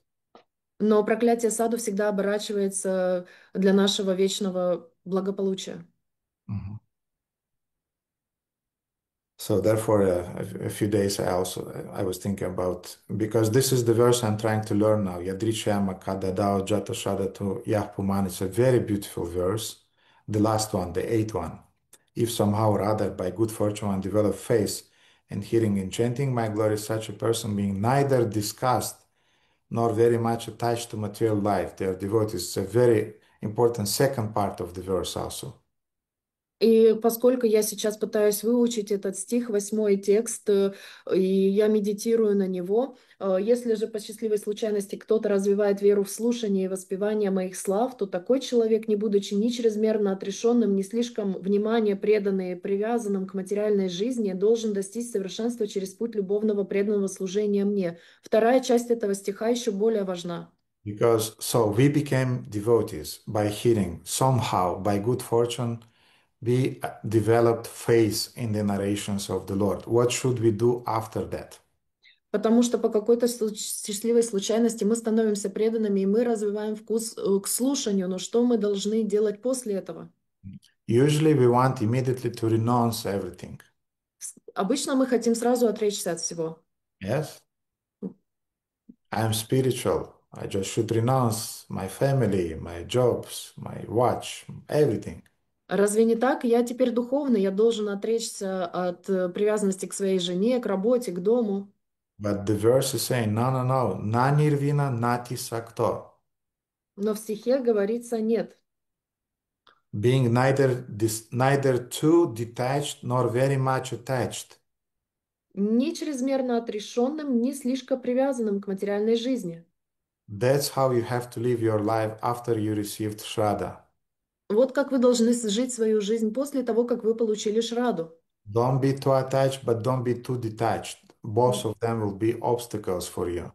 Не будьте слишком отрешенным и не слишком привязанным, и то, и другое станут препятствиями на вашем пути. And that's how you'll achieve perfection on the path of loving devotional service. Таким образом, вы достигнете совершенства через путь любовного преданного служения. Okay. Thank you again, Andrei, for the good question. Итак, еще раз спасибо, Андрей, за хороший вопрос. Anna? Dear Gurudev, I just have one stupid question. I hear quite often from the senior devotees in Yatra, if someone is burnt out, so they are often saying that, oh, you're burning out in your service just because you are not doing your service in the mood of the spiritual master. So this is only said like this, the only reason of why devotees can be burnt out. Can you please share your opinion? What do you think about that? Yes. У меня есть один вопрос, что мои старшие преданные в Ятре говорят, что если вы выгораете от своих служений, которые вы выполняете, то это происходит от того, что вы их выполняете не в умонастроении служения своему духовному учителю. Не могли бы вы объяснить подробно ваше мнение по этому вопросу? I heard this statement. Я слышала это утверждение. And I was contemplating a lot about it. И я долго размышлял над этим. I know the source of this quote. Я знаю источник этой цитаты. It's coming from a very senior Vaishnava that I respect very much. Это происходит от старшего вайшнава, которого я очень сильно уважаю. But either I don't understand what he exactly means, or but I cannot agree with it. И, возможно, я просто не до конца понимаю, что он имеет в виду под этими словами, или я просто не до конца его понимаю. Krishna is teaching us an universal principle. Кришна учит нас универсальному принципу. Yukta hara viharascha yukta chetasu karmashu. Things should be balanced. Вещи должны находиться в балансе. You cannot sleep too much, eat too much, work too much, rest too much. Вы не можете слишком много спать, слишком много есть, слишком много работать. Therefore, we would like to do a lot of services and be happy. Поэтому нам бы хотелось выполнять много служений и быть счастливыми. But even when you have just the desire to please the spiritual master, still you're quite limited. Но даже если у вас желание есть послужить своему духовному учителю, вы все равно очень ограничены. Your body will not resist if you are not taking care about it. Ваше тело не выдержит, если вы не будете заботиться о нем. Yes, you want to drive carefully, you want to drive in the right way, Да, вы хотите аккуратно вести машину, вы хотите аккуратно идти вперед. but if you'll not put gasoline into your tank, I'm sorry, but your car will not drive. Но если вы не заправите свой бак бензином, мне очень жаль, но ваша машина не поедет. Mhm. So therefore, yes, technically I understand that usually devotees are happy in their services when they Поэтому, have the proper motivation to please the spiritual master. поэтому технически, да, я понимаю этот момент, что преданные счастливы, выполняя свое служение, особенно когда они находятся в настроении служения своему духовному учителю. But unfortunately, our bodies are not transcendental. Но, к сожалению, наши тела не трансцендентны. We cannot ignore them. Our bodies need to sleep, need to eat, need to take rest. Наши тела должны отдыхать, должны спать, должны кушать. We need to refresh them in order to be more efficient in the services that we are doing. Мы должны давать им отдых для того, чтобы быть еще более эффективными в служениях, которые мы выполняем. And I can tell you from my experience, little experience, И я могу сказать вам из своего небольшого опыта, that sometimes I have the tendency to work 6, 7 hours on my seminars, outreach seminars that I'm giving for devotees on Sunday. иногда у меня есть склонность работать по 6, 7, 8 часов для тех лекций, семинаров для широкой публики, которые проводятся у нас здесь по воскресным программам. And after 7 hours of sitting and translating and putting things together and taking quotes and inserting them, sometimes the mind is just already doesn't work. И после 7 часов переводов, вставления различных цитат, группировки различных текстов и так далее, вы знаете, просто ваш ум перестает в какой-то момент работать. Mhm. And then when you leave it for the next day, okay, that's done for today. И тогда вы оставляете это на завтра, думаете, хорошо, на сегодня хватит. And then the next day you take it over from the place you left yesterday. А потом вы с завтрашнего дня начинаете с того места, которое вы оставили вчера. You look it with a fresh perception and you see, oh, this could be done in that way, in that way. So you become more productive.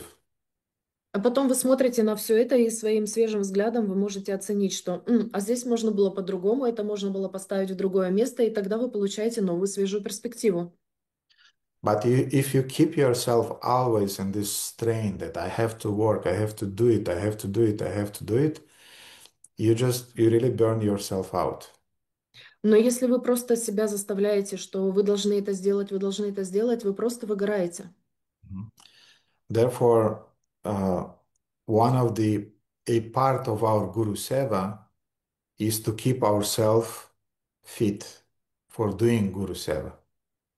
Поэтому частью нашей гуру-севы является то, что мы должны поддерживать себя в подходящем состоянии для того, чтобы мы могли выполнять нашу гуру-севу. And I'm saying to devotees many times this thing that we are meant to run a marathon which will take place all of our life. И я часто говорю преданным, что мы предназначены для того, чтобы бежать марафон, который продлится всю нашу жизнь, Not just a sprint of 100 meters. а не спринт на 100-метровку. No, 42 kilometers. Нет, 42 километра. If you want to run 42 kilometers, you have to reserve your nature, your energy, and to use it in an intelligent way. Если вы хотите пробежать марафон на 42 километра, вы должны сохранить свою энергию и использовать ее подходящим, мудрым образом. But if you run 100 meters, of course, you should give your best just during those few minutes that you're running this short distance. Но если вы бежите 100-метровку, само собой вы должны вложиться в эти 100 метров несколько минут максимально и выложиться. Therefore, I don't quite agree that when you are burning out, it means that something is wrong with your motivation. Поэтому я не согласен с тем утверждением, что когда вы выгораете, что-то не так с вашей мотивацией.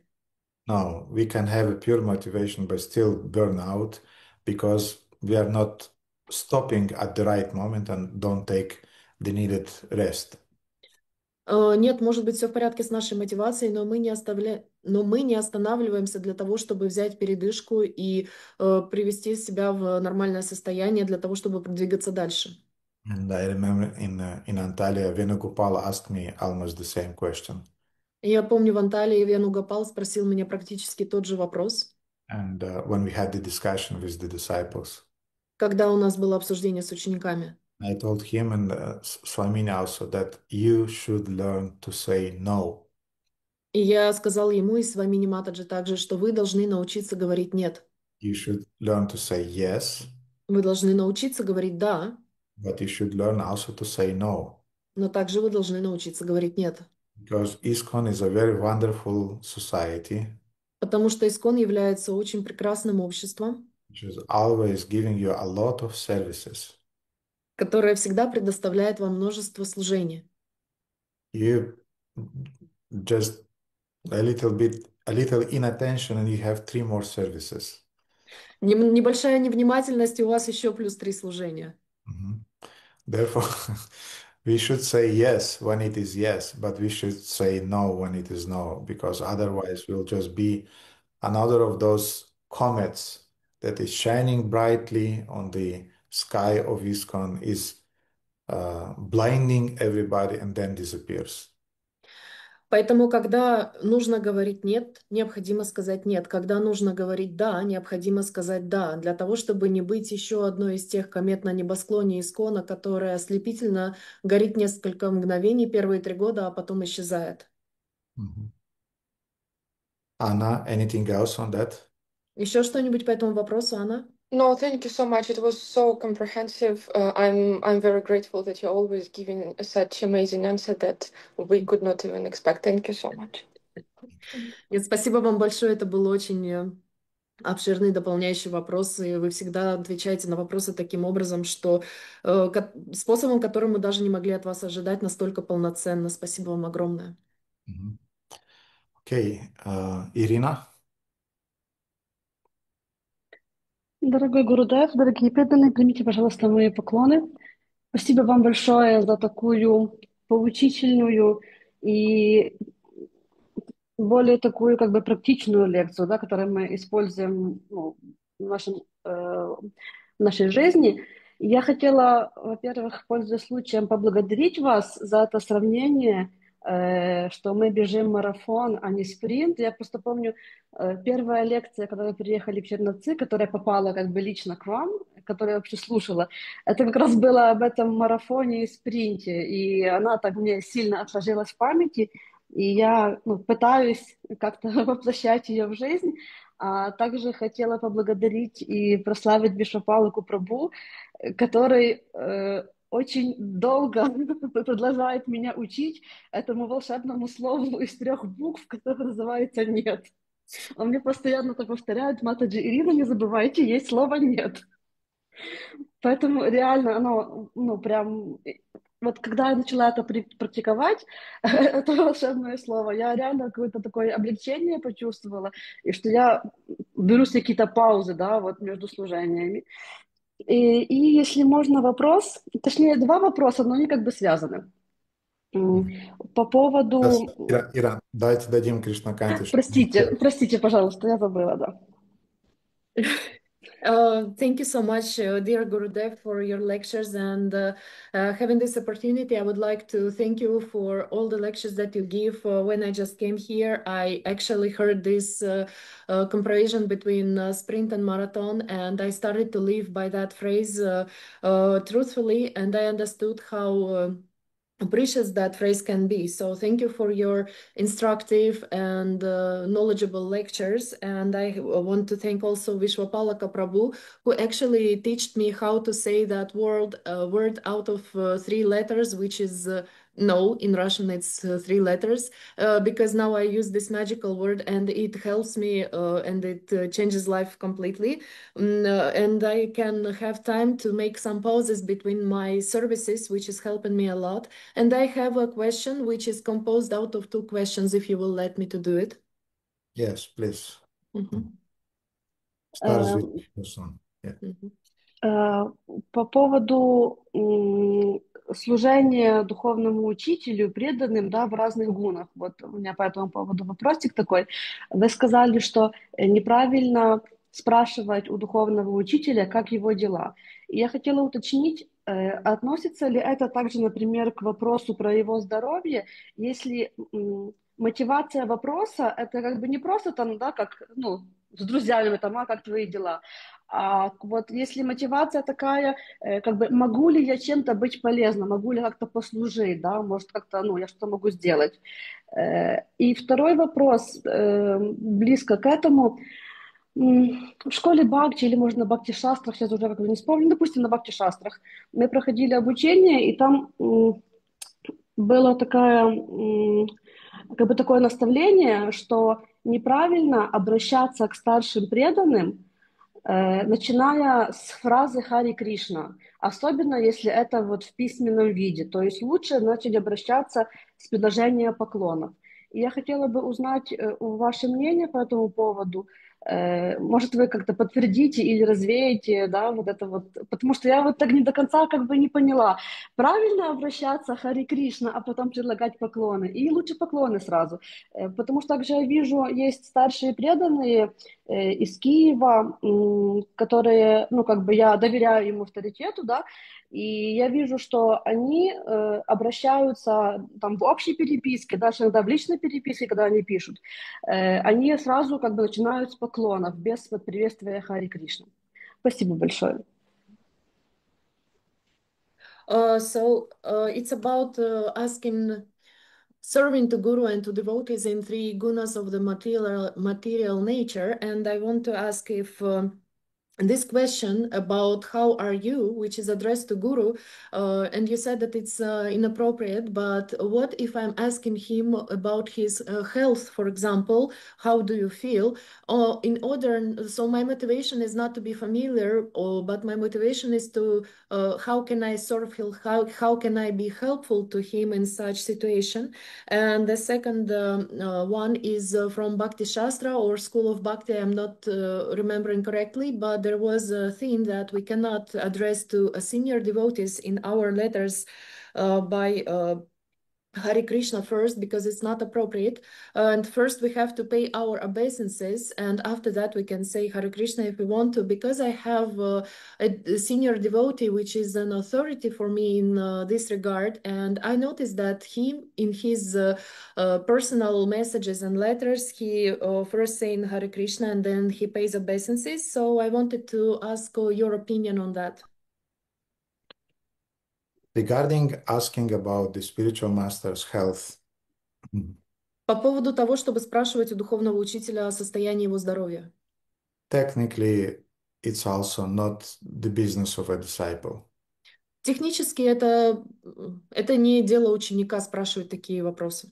Disciple should ask, how can I serve you, dear Guru Maharaj? Ученик должен спрашивать, как я могу вам служить, Гуру Махарадж? Dear Gurudev, how can I be useful to you? Дорогой Гурудев, чем я могу быть вам полезен?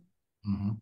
If the spiritual master wants to tell you about his health, he's telling. If not, no. Если духовный учитель хочет сказать вам о состоянии своего здоровья, он это делает. Если нет, то нет. If you want to ask about his health, ask of his closer disciples or senior disciples. They'll tell you about his health. Если вы хотите узнать по поводу его здоровья, спросите старших преданных, которые находятся рядом с ним, и они скажут вам о состоянии его здоровья. Or about his needs. Или о его нуждах. Mhm. Uh,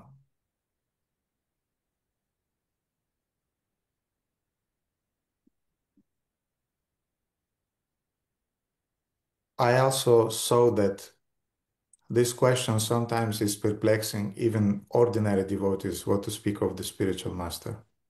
Я видел, как этот вопрос ставит в тупик даже старших преданных, что говорить про духовного учителя. What can you say about your health? There always something will be there. Что вы можете сказать про свое здоровье? Всегда будут какие-то проблемы. But even when devotees are sick, if we are asking, how's your health, how can I help you? Но даже если преданные больны, и мы спрашиваем их, как я могу вам помочь, чем я могу вам помочь. If there is anything that I can do, please let me know. Если есть что-то, чем я могу тебе помочь, пожалуйста, дай мне знать. No devotees will tell you. Ни один преданный вам не скажет. If you want to help a devotee who you heard that there are some troubles with his or her health, Если вы слышали, что есть какой-то преданный, у которого у нее или у нее есть проблемы со здоровьем, don't come and don't say, do you need any medicines? I can buy it for you. не подходите к нему или к ней и не говорите, тебе нужны какие-то лекарства, я могу их тебе купить. No sane devotees will tell you the medicine he needs or she needs. Ни один здравомыслящий, в здравом уме преданный не скажет тебе, какие ему нужны лекарства. It's too personal. Это слишком лично. Therefore, if you want to help, really help such a devotee, Поэтому, если ты по-настоящему хочешь помочь такому преданному in the matter of health, по поводу здоровья, you just give him some money. просто дай ему денег. You can give a big donation, a small donation, but you just say, I heard that you have some troubles with health. This is this is my small seva that I want to do it for you. You use it as you know. Просто дайте ему пожертвование, большое, маленькое, неважно, подойдите к нему или к ней и скажите, я слышал, у тебя какие-то проблемы со здоровьем, я бы хотел сделать для тебя эту небольшую севу со своей стороны, а ты делай с этими деньгами то, что посчитаешь нужным. This would be the best then. Oh, I heard you have a cold. I bought you some lemons and some ginger and some turmeric and some honey. You should do those brahmastras in order to recover. Это будет лучше, чем подойти к преданному и сказать, я слышал, что ты простудился, и дать ему лимоны, куркуму, имбирь, мед, и сказать чтобы тот сделал эту брамастру и поправил свое здоровье. Sometimes I was sick, I had a full fridge of lemons, but I did not have money for some medicine. Иногда, когда я болел, у меня был полный холодильник лимонов, но у меня не было денег, чтобы купить себе лекарства. Therefore, dear devotees, if you want to help your friend when he has some sickness, give him or her, just donate some money. And Пой- that devotee will know what to buy in order to recover. Поэтому, дорогие преданные, если у ваших друзей преданных возникают какие-то проблемы со здоровьем, дайте ему денег или ей, и они знают, что им нужно купить для того, чтобы поправить свое здоровье. Maybe we should say not just give, but donate from your heart, donate some money to him or to her, and do И it не in a nice way. Don't make a show. So I have some money in order for you to recover. Do it fast and quick, and no, that's for you. I want to help you. That's it. No, don't do a big thing from it. Мы будем говорить не просто дать денег, а мы их пожертвуем, предложим от всей своей души и от сердца для заботы об этом преданном. И мы не будем делать из этого шоу, мы не будем говорить, я слышал, что у тебя проблемы, вот я тебе дал денег. Нет, мы просто коротко, четко подходим, быстро ему даем денег и говорим, я слышал, что у тебя проблемы, это от меня, делай то, что нужно, и уходим. And regarding health, in my case, И касательно здоровья в моем случае, I really don't like this question. мне по-настоящему не нравится этот вопрос. There are issues that I'm always deal with regarding my health. И у меня всегда есть моменты, вопросы, проблемы со здоровьем, с которыми я разбираюсь. And usually they are triggered when I don't get enough rest. И обычно они происходят, когда у меня нет достаточно отдыха, то есть возникают эти проблемы снова. Mhm. Therefore, I decided to have twice a year, I have to have a pause for at least 1 week, but better 2 weeks, 14 days. И поэтому я решил, что 2 раза в год у меня будут каникулы, пауза на протяжении недели, а лучше 2 для того, чтобы восстановиться. Mhm. I was running uh, without holidays for 30 years in our ISKCON. Я 30 лет, на протяжении 30 лет был в Исконе, крутился, как белка в колесе, без паузы, без выходных, без каникул. And all the doctors, I just passed their door, they immediately were seeing me and they were saying, you have chronic fatigue. Мгм. И все доктора, которым как только я пересекал порог, еще не зайдя к ним в кабинет, они говорили, у вас хроническая усталость. If you will not deal with it, then you'll have high blood pressures, heart problems, and other issues. И если вы не будете решать эту проблему, у вас будет высокое давление, проблемы с сердцем и так далее. I hated the very idea of taking rest. Я ненавидел саму идею того, что мне нужен отдых. And Arjuna and Amrita Ganga usually they are assisting me when we are traveling to take rest. They know for the first 5, 6 days, I just I just cannot accept it that I'm on a holiday. And I need to find something to do, something to work on. И Help somebody, you know. Амрита Ганга с Арджуной, которые сопровождают нас в путешествиях и на каникулах, они знают, что первые 5-6 дней я не нахожу себе места. Мне противна сама идея того, что я нахожусь на отдыхе. И мне всегда нужно заняться чем-то, сделать что-то, поработать над проектом или хотя бы позвонить кому-то и решить какой-то вопрос. So usually after 10 days, the remaining 2 days, that's my taking rest. Обычно из 10 дней последние 2 дня являются моими каникулами. So anyway, if devotees want to help us in the matter of health, please, first of all, don't ask me about that. Поэтому преданные, которые хотят нам помочь в вопросах здоровья, первое, что вы должны сделать, пожалуйста, не задавайте мне вопросов по поводу моего здоровья. And if you want me to take care of about my rest, you can send some donations. I have a fund which I'm putting money aside just to have those pauses in the twice a year just to go and take rest. And for that, you need some money, unfortunately. And when devotees are helping us in that way, you should be assured that those money are going are invested in taking care about my health. У нас есть специально созданный счет, депозит, на который мы собираем деньги, потому что для этих каникул, для этой паузы необходимы деньги, к сожалению. И мы собираем их, и они там находятся как раз для этих каникул 2 раза в год. И если вы хотите, вы можете эти деньги туда положить и будьте уверены, что они будут использованы по назначению. If there would not be that trip to Tenerife this year, Если бы не было того путешествия на Тенерифе в этом году, I would be in a very bad shape now. я бы сейчас в очень плохом состоянии находился. I would not survive that festival in Turkey. It was really intense one. Я бы не выжил на этом фестивале в Турции, он был по-настоящему интенсивным. So, and I appreciate it again that yes, it was a good thing that I've done, and I'm very thankful to Arjuna and Amrita Ganga for practically that was their money. They sponsored it. And I had some donations from other devotees. They were helpful, but basically everything was covered by them, and I'm so thankful to them for that. Поэтому я очень благодарен Амрита Ганге и Арджуне, которые помогли, проспонсировали практически это путешествие. Да, у меня были какие-то пожертвования от других преданных, которые также использовались во время этого путешествия, но это были их деньги, их пожертвования, они покрыли все эти расходы, и я им очень сильно благодарен. And please don't be ashamed. For me, it doesn't matter you give 10 euros or 100 euros. If you want really to help me health-wise, just say, Gurudev, that's for your health. And then I know that I put those money aside for my trips when I go to take rest for a few weeks, either in the summer or in the winter.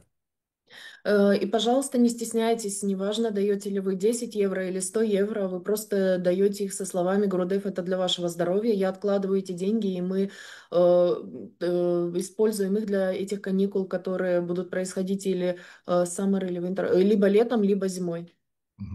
But otherwise, I personally don't like this question, and I heard it from Param Gurudev. it's not a proper question to ask the spiritual master.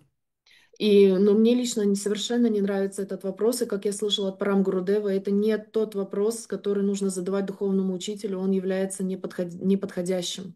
It's a familiar one. Он очень фамильярный. You are not asking the spiritual master, how are you doing and how is your health? Вы не спрашиваете своего духовного учителя, как у вас дела и как ваше здоровье. Mhm. Okay, now the second part of the question was about those Hare Krishna in the beginning or in the end of greetings. И вторая часть вопроса, она была по поводу Хари Кришна и поклонов в начале или в конце, что первое. I never heard about it. Я никогда об этом не слышал. For me, it's strange when you start with just offering your obeisances. Для меня является странным, когда вы просто предлагаете свои поклоны. And you are not saying all glories to Srila Prabhupada, for example. И вы не говорите, например, вся слава Шрили Прабхупаде. So in Ukraine, devotees are often saying or writing «Мои поклоны, Прабhu». И в Украине или в России преданные просто пишут «Мои поклоны Прабху». My obeisances, Prabhu.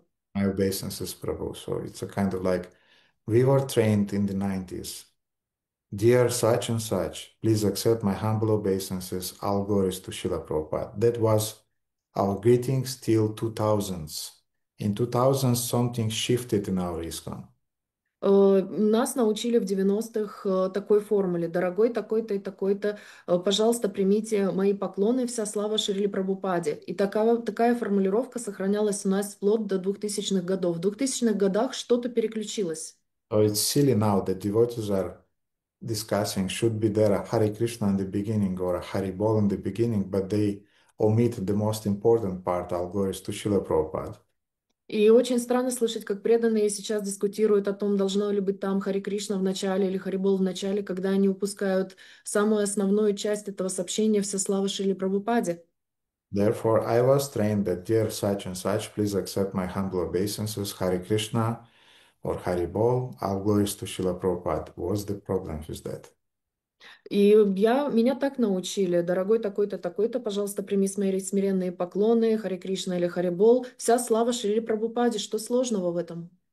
Of course, there are people who are saying that it's also not appropriate to greet somebody with Hari Bol. И, конечно, есть те, которые говорят, что не подобающим является приветствие кого-либо словом Харибол.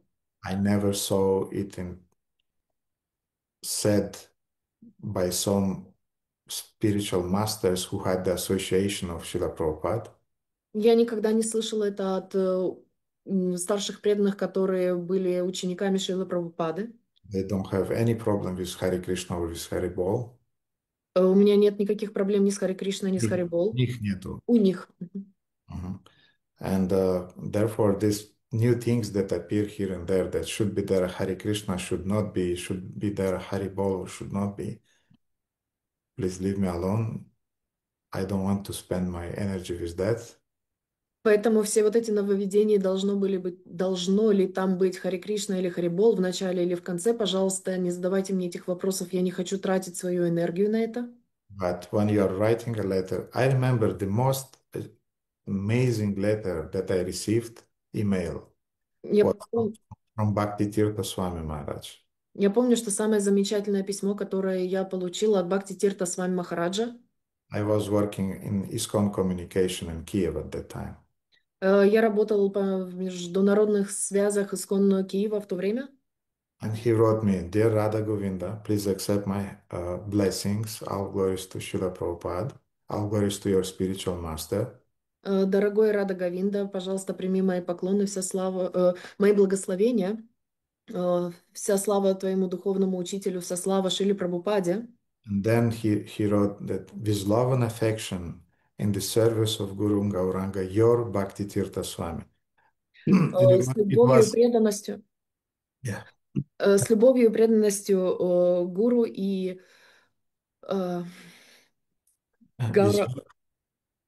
С любовью и преданностью в служении Гуру и Гауранги, твой Бхакти Тиртha Swami. Гуру и Гауранги. It was the first email when somebody wrote me with love and affection, yours. Это было первый раз, когда кто-то мне в письме написал с любовью и преданностью. I was Твой. amazed.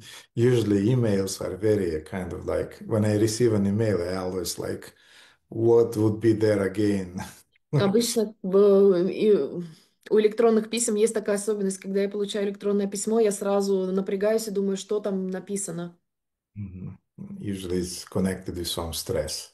Обычно это связано с каким-то стрессом. So therefore, when you are writing in a nice, humble, and gentle way, it doesn't matter this Hare Krishna is in the beginning or in the end, the person will feel your mentality. Поэтому, когда ты пишешь с любовью и смирением, и очень со смиренным умонастроением, тот человек, которому ты пишешь, он почувствует это, и он почувствует это. But I'm not going to lose my time with should be there a Hare Krishna in the beginning or not. I don't know. I don't think Prabhupada's disciples have a problem like that. Но я не буду тратить свою энергию, время на то, чтобы понять, должно были там быть Харе Кришна в начале и в конце. Я знаю, что у учеников Шрила Прабхупады с этим проблем нет. There is no problem to write a Hare Krishna in the beginning of your letter or not to write it. Нет проблем в том, что написать Харе Кришна в начале своего письма или в том, чтобы не написать это. But I want to tell you, I saw so many things like that in our Ukrainian ISKCON, global ISKCON, Russian ISKCON. Но я вам хочу сказать, что я так много видел таких ситуаций в Международном обществе сознания Кришны, на Украине, в России. There was this fighting between should be Vishnu Bhakti Pradadevi or Krishna Bhakti Pradadevi in the Tulasi Pranama mantra. И там была война за Вишну Бхакти Прада Деви или Кришна Бхакти Прада Деви в Туласи Пранама мантре. So some years back it was a fight about the Haribol, that the juniors should not say Haribol to the seniors. А потом были разборки по поводу Харибола, о том, что начинающие преданные не должны говорить старшим преданным Харибол. Now Hare Krishna you should not say. А теперь Хари Кришна не нужно говорить. I don't want to spend my time with that. Не хочу тратить свое время на это. If I'll feel to write you a Hare Krishna, Irina, I'll say, Dear Irina, Hare Krishna, please accept my blessings. I'll go to Srila Prabhupada. I'll go to Param Gurudev and leave me alone. I want to express my feelings the way I want to express them. И поэтому, Ирина, если я захочу написать вам письмо, я напишу Харе Кришна, Ирина, примите, пожалуйста, мои благословения, со слава Шриле Прабхупаде, со слава Парам Гурудеву, и я выражу свои чувства именно таким образом, каким я хочу их выразить, поэтому оставьте меня в покое. If I'll not want to say Hare Krishna, I'll not say it, so I'm А sorry. если я не захочу сказать Харе Кришна в начале, я не скажу, извините. So I leave it up to devotees for them to decide. Поэтому оставлю на других преданных, чтобы они решали такие серьезные вопросы. Yes. Thank you, Krishna Kanta. You read my mind. Спасибо, Кришна Канта, ты прочитала мои мысли. Что-то еще, Ирина, по этому поводу? Нет, спасибо большое. Очень исчерпывающие ответы. Благодарю. Окей. Шабуджа.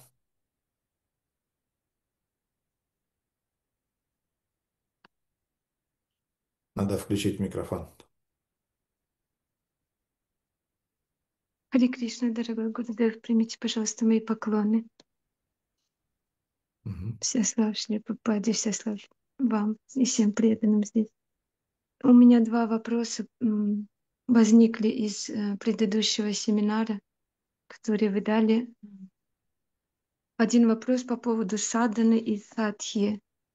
Я до семинара думала, что садхана — это просто практика, а садья — это просто цель, которыми можно применять эти два слова к любой цели и к любой практике, которая приведет нас к этой цели. Но на семинаре вы отметили, что удивительно, что садхана и садья применяются к карме, гьяне и аштанге.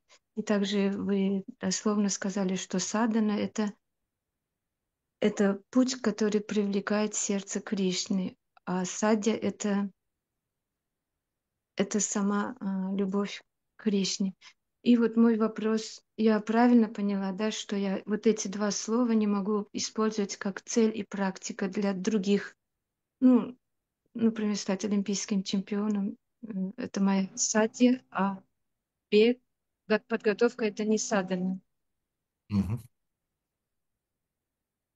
So I have two questions regarding your last previous seminar about two words, sadhana and sadhya, which I understood that sadhana is practice and sadhya is the aim. And I thought that we can apply those two words in any condition. Now I understood that those two words can be applied, as you have said, for karma, jnana, and ashtanga. And sadhana is the way which is very attractive to the heart of Krishna, and sadhya is the final aim, final goal of our life. So I practically cannot use these two terms in simple life.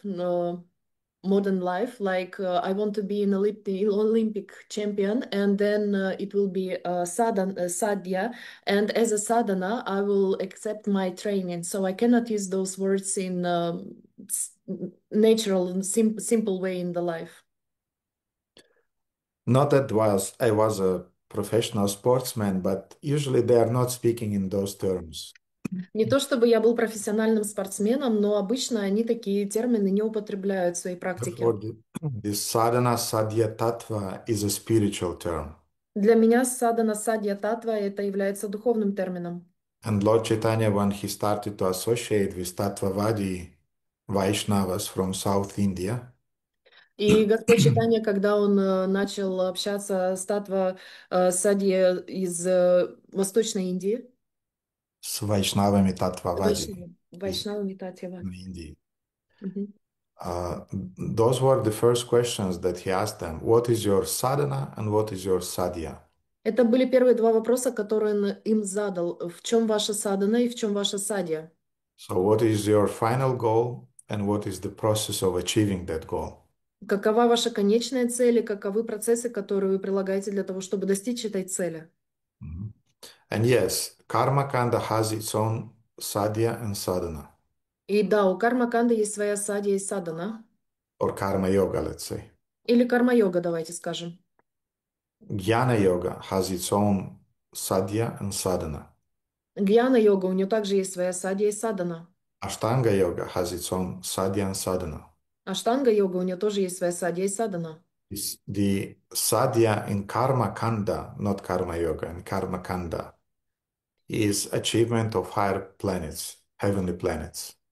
Садья в карма-канде, не в карма-йоге, это достижение высоких райских духовных планет. To achieve those planets, you have to do sacrifices, you have to lead a pious life. И для того, чтобы достигнуть этих планет, вы должны совершать благочестивые действия и ритуалы. And you have to give a lot of dana, which means donations. И мы должны давать много даны, что означает пожертвование. In Jnana Yoga, the sadhya, the final goal, is a liberation in impersonal aspect of the Supreme Lord, the fusion with that aspect. В гьяне конечной целью является духовное освобождение, то есть слияние с безличностным аспектом Верховного Господа с его сиянием.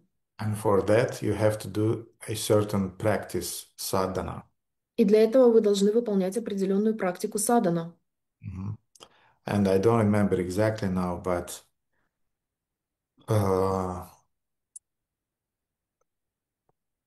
studying of Vedanta, И я не помню точно, но, по-моему, там изучение веданты. acceptance of sannyas, it's a must. Принятие саньясы– это необходимое условие. In Jnana Yoga, you don't do anything if you're not accepting sannyas. В гьяна-йоге ты ничего не сделал, если ты не принял на себя саньясу. Then mumukshvatva and yearning to attain a liberation, Желание, горячее желание достигнуть освобождения.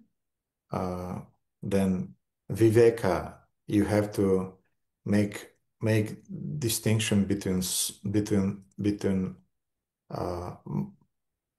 matter and spirit constantly in your consciousness. Вивека– это постоянное развлечение между материальным и духовным в своем сознании. Then satpati, it means you have to cultivate some specific qualities of a spiritual character, И садпати — это развитие определенных качеств духовных характера. and many other aspects in their sadhana. И очень много других аспектов в их садхане. Then in Ashtanga yoga or classical yoga, Затем в аштанга-йоге или в классической йоге the final goal is samadhi. конечная цель является самадхи. And there are different types of samadhi. We will not go into that now. И есть много различных типов самадхи, мы сейчас не будем в этот вопрос углубляться. And the sadhana is Ashtanga, all those 8 processes. И садхана является аштанга, все эти 8 процессов. And in bhakti, the final goal is Krishna prema. А в бхакти конечной целью является Кришна према. And the means to achieve it is 9 processes of bhakti: Shravanam, Kirtanam, Vishnu Smaranam, Archanam, Vandanam, Dasyam, Sakyam, Atmanivedanam. И способом достижения према бхакти являются 9 процессов бхакти. Mhm. What is Shadbhuja? I cannot see here. Куда исчезла Саджбуджа, я ее не вижу. Сабуджа, поднимите руку, чтобы вы показались на экране. Seems to be she has a problem with connection with internet. Возможно, у нее есть проблемы с интернетом, со связью. Shadbhuja usually has to hide herself from her husband, who is a Muslim, and it's not easy for her. Сабуджа должна прятаться от своего мужа, который является мусульманом, и для нее это непросто. She's from Istanbul, so it's not easy for her to practice Krishna consciousness. Она из Стамбула, поэтому для нее это непросто жить в сознании Кришны. And usually you see her sometimes when in the morning she's walking somewhere. It means that she went outside of her house and she's walking on some streets just to remain connected with us. И вы можете по утрам увидеть, как она ходит где-то, гуляет. Это означает, что она вышла из дома на прогулку для того, чтобы быть на связи с нами. That's determination. Вот что означает устремленность. Anyway, any other question, dear devotees? И в любом случае, есть еще какие-то вопросы, дорогие преданные?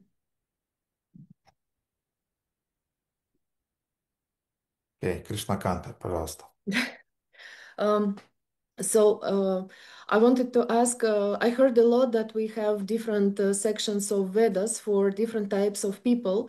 And if I'm being honest with myself and I see clearly what category I am and what are my inner desires, what is my mood, what is my mind, even if I have that sparkles of devotion of pure devotee, maybe somewhere in the future, isn't it more correct and more honest and more fitting for us to read and to choose something less pure or elevated, like we are studying right now with clothes, with everything? Because as I have been said, as I have been told by one Indian devotee who was born in that family, he said that, darling, you are trying to become a lion, but you are a dog. So probably you should not even try to do that. У меня вопрос по поводу того, что я уже много раз слышала о этих определенных разделах вед для определенных типов людей. И если я буду сама с собой откровенна, то я даже несмотря на то, что у меня есть какие-то проблески к высокому знанию, к тому, чтобы быть чистой преданной где-то когда-то в будущем, мое настоящее умонастроение и мои желания и склонности показывают, что, возможно, мне лучше было бы изучать и стремиться на свой уровень. И тогда является ли это правильным и честным по отношению к себе и по отношению к знаниям, которые мы получаем, если мы на своем уровне пытаемся стремиться куда-то, или как я была... Или как однажды мне сказал один индийский преданный, который по-настоящему является чистым преданным с самого детства: «Дорогуша, ты пытаешься стать львом, но ты являешься по рождению собакой, и у тебя это никогда не выйдет». Can you tell me, Krishnakanta, where do you find those pure devotees Indians that are telling you these things? This one was in Vrindavan. Кришна Канта, можешь ли ты мне сказать, где ты находишь таких возвышенных чистых преданных? Этот был из Вриндавана. Да, возвышенных чистых преданных индусов особенно. In what context he told you this? И в каком контексте он тебе это сказал? Well, actually, when they see devotees Indians with japa and everything, they just say like Radhe Radhe or something. But I wasn't asked from which gotra I am, but I had the audacity to say that I am a devotee. And was enough. Обычно индусы, когда они видят во Вриндаване преданных с джапамалой, обычно они говорят радхи радхи, и в принципе на этом все. Но меня, конечно, не спросили, из какой я готры, но у меня было мужество сказать, что я преданная, и этого хватило для того, чтобы мне объяснили, кто я такая. This is exactly what Srila Prabhupada was fighting for us, to give us a place under the sun in India. Это именно то, ради чего боролся Шрила Прабхупада, для того, чтобы дать нам место под солнцем в Индии. Because Indians, they have this attitude towards us, towards white people, that we are second class and we would never become real devotees. Потому что именно такое отношение у индусов к нам, что мы будем второклассными людьми, которые не станут никогда чистыми преданными. So this pure devotee about which you are mentioning, this is not an ISKCON devotee, correct? I guess so. I didn't want to continue the conversation. Этот чистый преданный, про которого ты говоришь, он не является преданным Искона, да? Я спрашивала, потому что я хотела закончить это обсуждение как можно скорее. So once a devotee came to a group of devotees, ISKCON devotees, they came to Srila Prabhupada and told him, Srila Prabhupada, we are a little bit disappointed. Однажды группа преданных подошла к Шриле Прабхупаде, и они сказали: Шрила Прабхупада, мы расстроены. Because we went to some Indian temple in Vrindavan. Потому что мы пошли в храм во Вриндаване. And we were asking some blessings from the local devotees inside that temple. И мы попросили благословений у местных преданных из этого храма, To achieve Krishna Bhakti. чтобы достигнуть Кришна-бхакти. Those devotees were very naive. And they were thinking that all the Indians in Vrindavan, especially if they have some tilak or they look very spiritual, that they're pure devotees. Потому что преданные были очень наивными, они думали, что все индусы, особенно те, кто находится во Вриндаване, и у них особенно, если есть тилак, и они выглядят духовными, то они на самом деле такими и являются. And devotees in their naivety, they were asking, can you give us a blessing that will become pure devotees? И преданные по своей наивности попросили благословения, можете ли вы нам дать благословение, чтобы мы стали чистыми преданными? And that Indian pure devotee, as was your case also, И это чистый индийский преданный, как было и в твоем случае. he said that unfortunately you'll not be able to become a pure devotee in this lifetime. К сожалению, ты не сможешь стать чистым преданным в этой жизни. And therefore I can give you a blessing that in the next birth you'll take a birth in an Indian body, and then when you'll be born in an Indian body, you'll be able to become a pure devotee. Но я тебе могу дать благословение, чтобы ты родился в следующей жизни в Индии, и тогда уже в индийском теле ты сможешь стать чистым преданным. And devotees were a kind of like, Srila Prabhupada, it is contradicting what you are teaching us.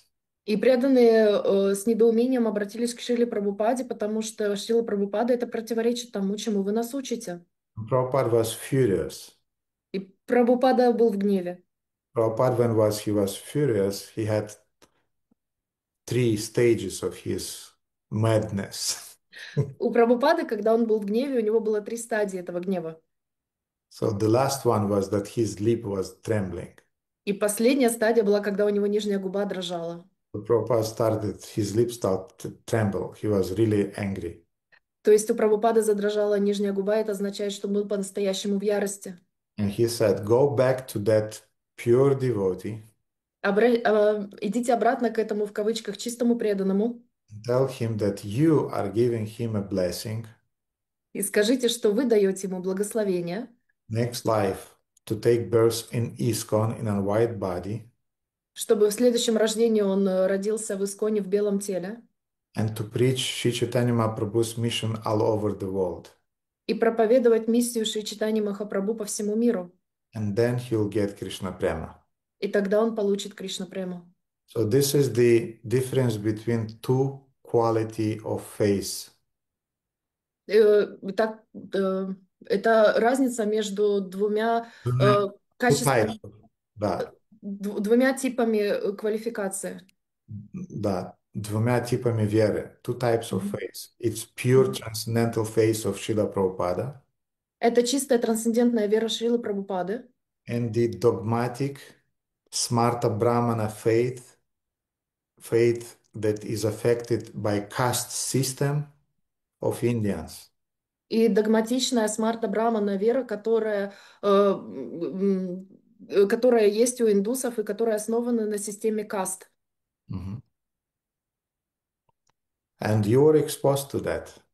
И ты прикоснулась к этому. Mhm. Welcome to India. Добро пожаловать в Индию. Therefore, Krishna Kanta, when you are going to India, Upanishad, please stay nearby me, okay? Поэтому Кришна Канта Упанишад. Когда ты идешь в Индию, оставайся рядом со мной, хорошо? Mhm. And don't listen to those pure devotees Indians. И, пожалуйста, не слушай тех чистых преданных в кавычках индусов. Mhm. Because we have a very, very big advantage in comparison with Indians. Потому что у нас есть одно огромное преимущество по сравнению с индусами. Indians, they think that they know Krishna. Индусы думают, что они знают Кришну. And they're bored by Krishna Katha and by Krishna Kirtan and by Bhakti. И они утомлены, им скучно уже на Кришна Катхе, Кришна Бхакти и Кришна Катха. They are not bored about going into America. Им не нужно, они не хотят ехать в Америку. They are not bored.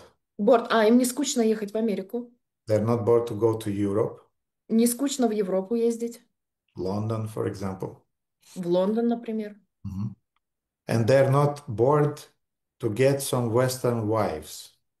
И также им не скучно брать в жены западных женщин. But Bhagavad Gita, Krishna, we know this from childhood. That's, А Бхагавадгита Кришна, мы это с детства знаем, уже слышали. Mhm. So they had the good fortune to be born in India, which is called Punya Bhumi. Итак, у них была удачливая судьба, чтобы они родились в Индии, что называется Пунья-Буми. But they are not fortunate enough to appreciate their benediction. Но они недостаточно удачливы для того, чтобы использовать это благословение данное. Mhm. So it's like a rich man who was born in a rich family. То есть они подобны богатому человеку, который был рожден в богатой семье.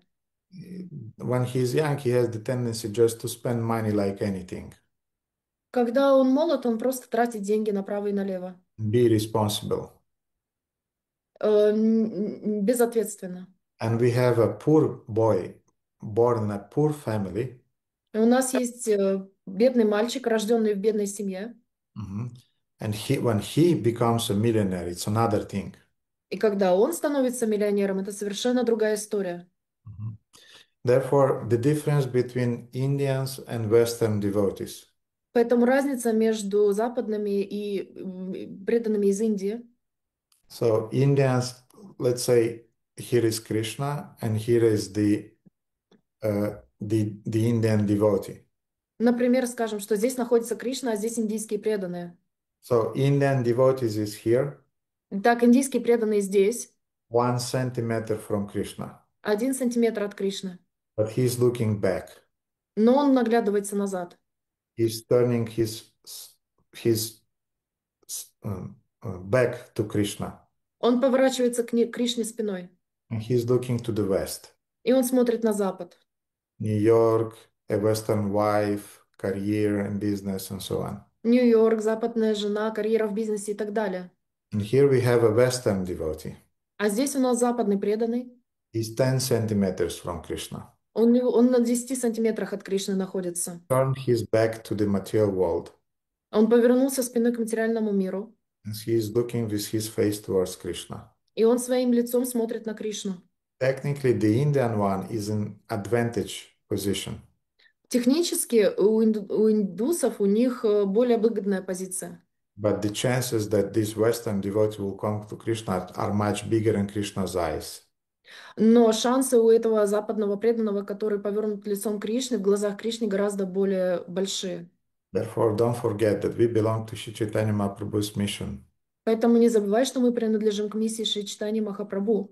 And by preaching and by promoting this mission, Krishna is looking to us with some special eyes. И из-за того, что мы проповедуем и пропагандируем эту культуру, Кришна смотрит на нас особым взглядом. And yes, Krishna loves his pure Indian devotees, И да, Кришна любит своих в кавычках чистых преданных, but he is not taking them seriously индийских, но он не воспринимает их всерьез, because they are not taking Krishna seriously. потому что они не воспринимают Кришну всерьез. Therefore, please don't hang around when you'll be next time in Vrindavan and stay nearby. Поэтому, пожалуйста, не разгуливай по Вринданову, когда в следующий раз будет парикрама, оставайся вблизи. А, Anything else? Yes. Да, еще что-то. Well, so About I about your level, about your yes, yes. Мгм, мгм. А по твоем уровне, про твой уровень, да. uh, everything that you need to nourish your spiritual life is there, offered by Chaitanya Mahaprabhu and by Srila Prabhupada. Все, чем ты должна питать свое духовное развитие, уже дано Шри Чайтаньей Махапрабху и Прабхупадой. You have some space for Karma Mishra Bhakti, for Jnana Mishra Bhakti, Yoga Mishra Bhakti. You have some space in ISKCON for that. У тебя есть пространство в Искон для карма Вишна Бхакти, йога Вишна Бхакти. То есть, другими словами, in other words, you have some space for devotion mixed with some material attachments and desires. Другими словами, у тебя есть пространство для своего преданного служения, смешанного с материальными желаниями и вещами. Mhm. And therefore, no need to go somewhere outside in order to fulfill them. Поэтому не нужно уходить в мирское, в обыденное для того, чтобы наполнить себя этими желаниями. Be sincere, remain here, fulfill them, but at the same time, you'll get also the real thing. Будь честной с собой, оставайся здесь, но в то же самое время помни о настоящем. Mhm. And Prabhupada said, you want to worship Ganesh? Прабхупад сказал, ты хочешь поклоняться Ганеше? Go ahead, worship him. Вперед, поклоняйся. But every week you bring me $1,000. Но каждую неделю приноси мне $1000. So, Krishna Kanta, you want to worship Ganesh or Durga? Go ahead. I'll not Поэтому ask Кришна, $1,000, but поэтому Кришна Канта, 100 you can bring. поэтому Кришна Канта, если ты хочешь поклоняться Дурге или Ганеше, я не буду просить у тебя $1000, но 100 евро можешь приносить каждую неделю. But if you are not able even to bring those 100 euros, at least I'll teach you how to perceive Ganesh as a devotee and how to perceive Durga Devi also as a devotee, as the Shakti of the Lord. So no need to go outside somewhere. Но если и 100 евро ты не можешь приносить каждую неделю, никаких проблем в этом нет. Я научу тебя, как поклоняться Ганеше и Дурге в качестве преданных Кришны, и в качестве преданных для Ганеши, и в качестве Шакти Кришны, которая является Дурга-деви, для того, чтобы у тебя была наполненность этим желанием, и поэтому не нужно идти вовне и пытаться как-то эти желания удовлетворить. So that's exactly what Bhagavatam is teaching us. Это именно то, чему нас учит Бхагаватам. Akama sarva kamava moksha dhara udaradi tivrena bhakti yogena yajeta purusham param. It doesn't matter. You have material desires. You don't have material desires. Неважно, есть ли у тебя материальные желания или нет у тебя материальных желаний. You want to achieve liberation or you don't want to achieve liberation. Ты хочешь достигнуть освобождения или ты не хочешь достигнуть освобождения. Go on performing devotional service. Продолжай выполнять преданное служение, And all your needs and desires will be fulfilled. и все твои желания и нужды будут исполнены, Исполнены, удовлетворены. Да. удовлетворены. Мгм. Мгм. Спасибо. Thank you. You're welcome. Okay, dear devotees, Итак, дорогие преданные, it's really late. по-настоящему уже поздно. So I'll show you to the deities and we'll finish the program. Я покажу вас божествам, и мы закончим программу.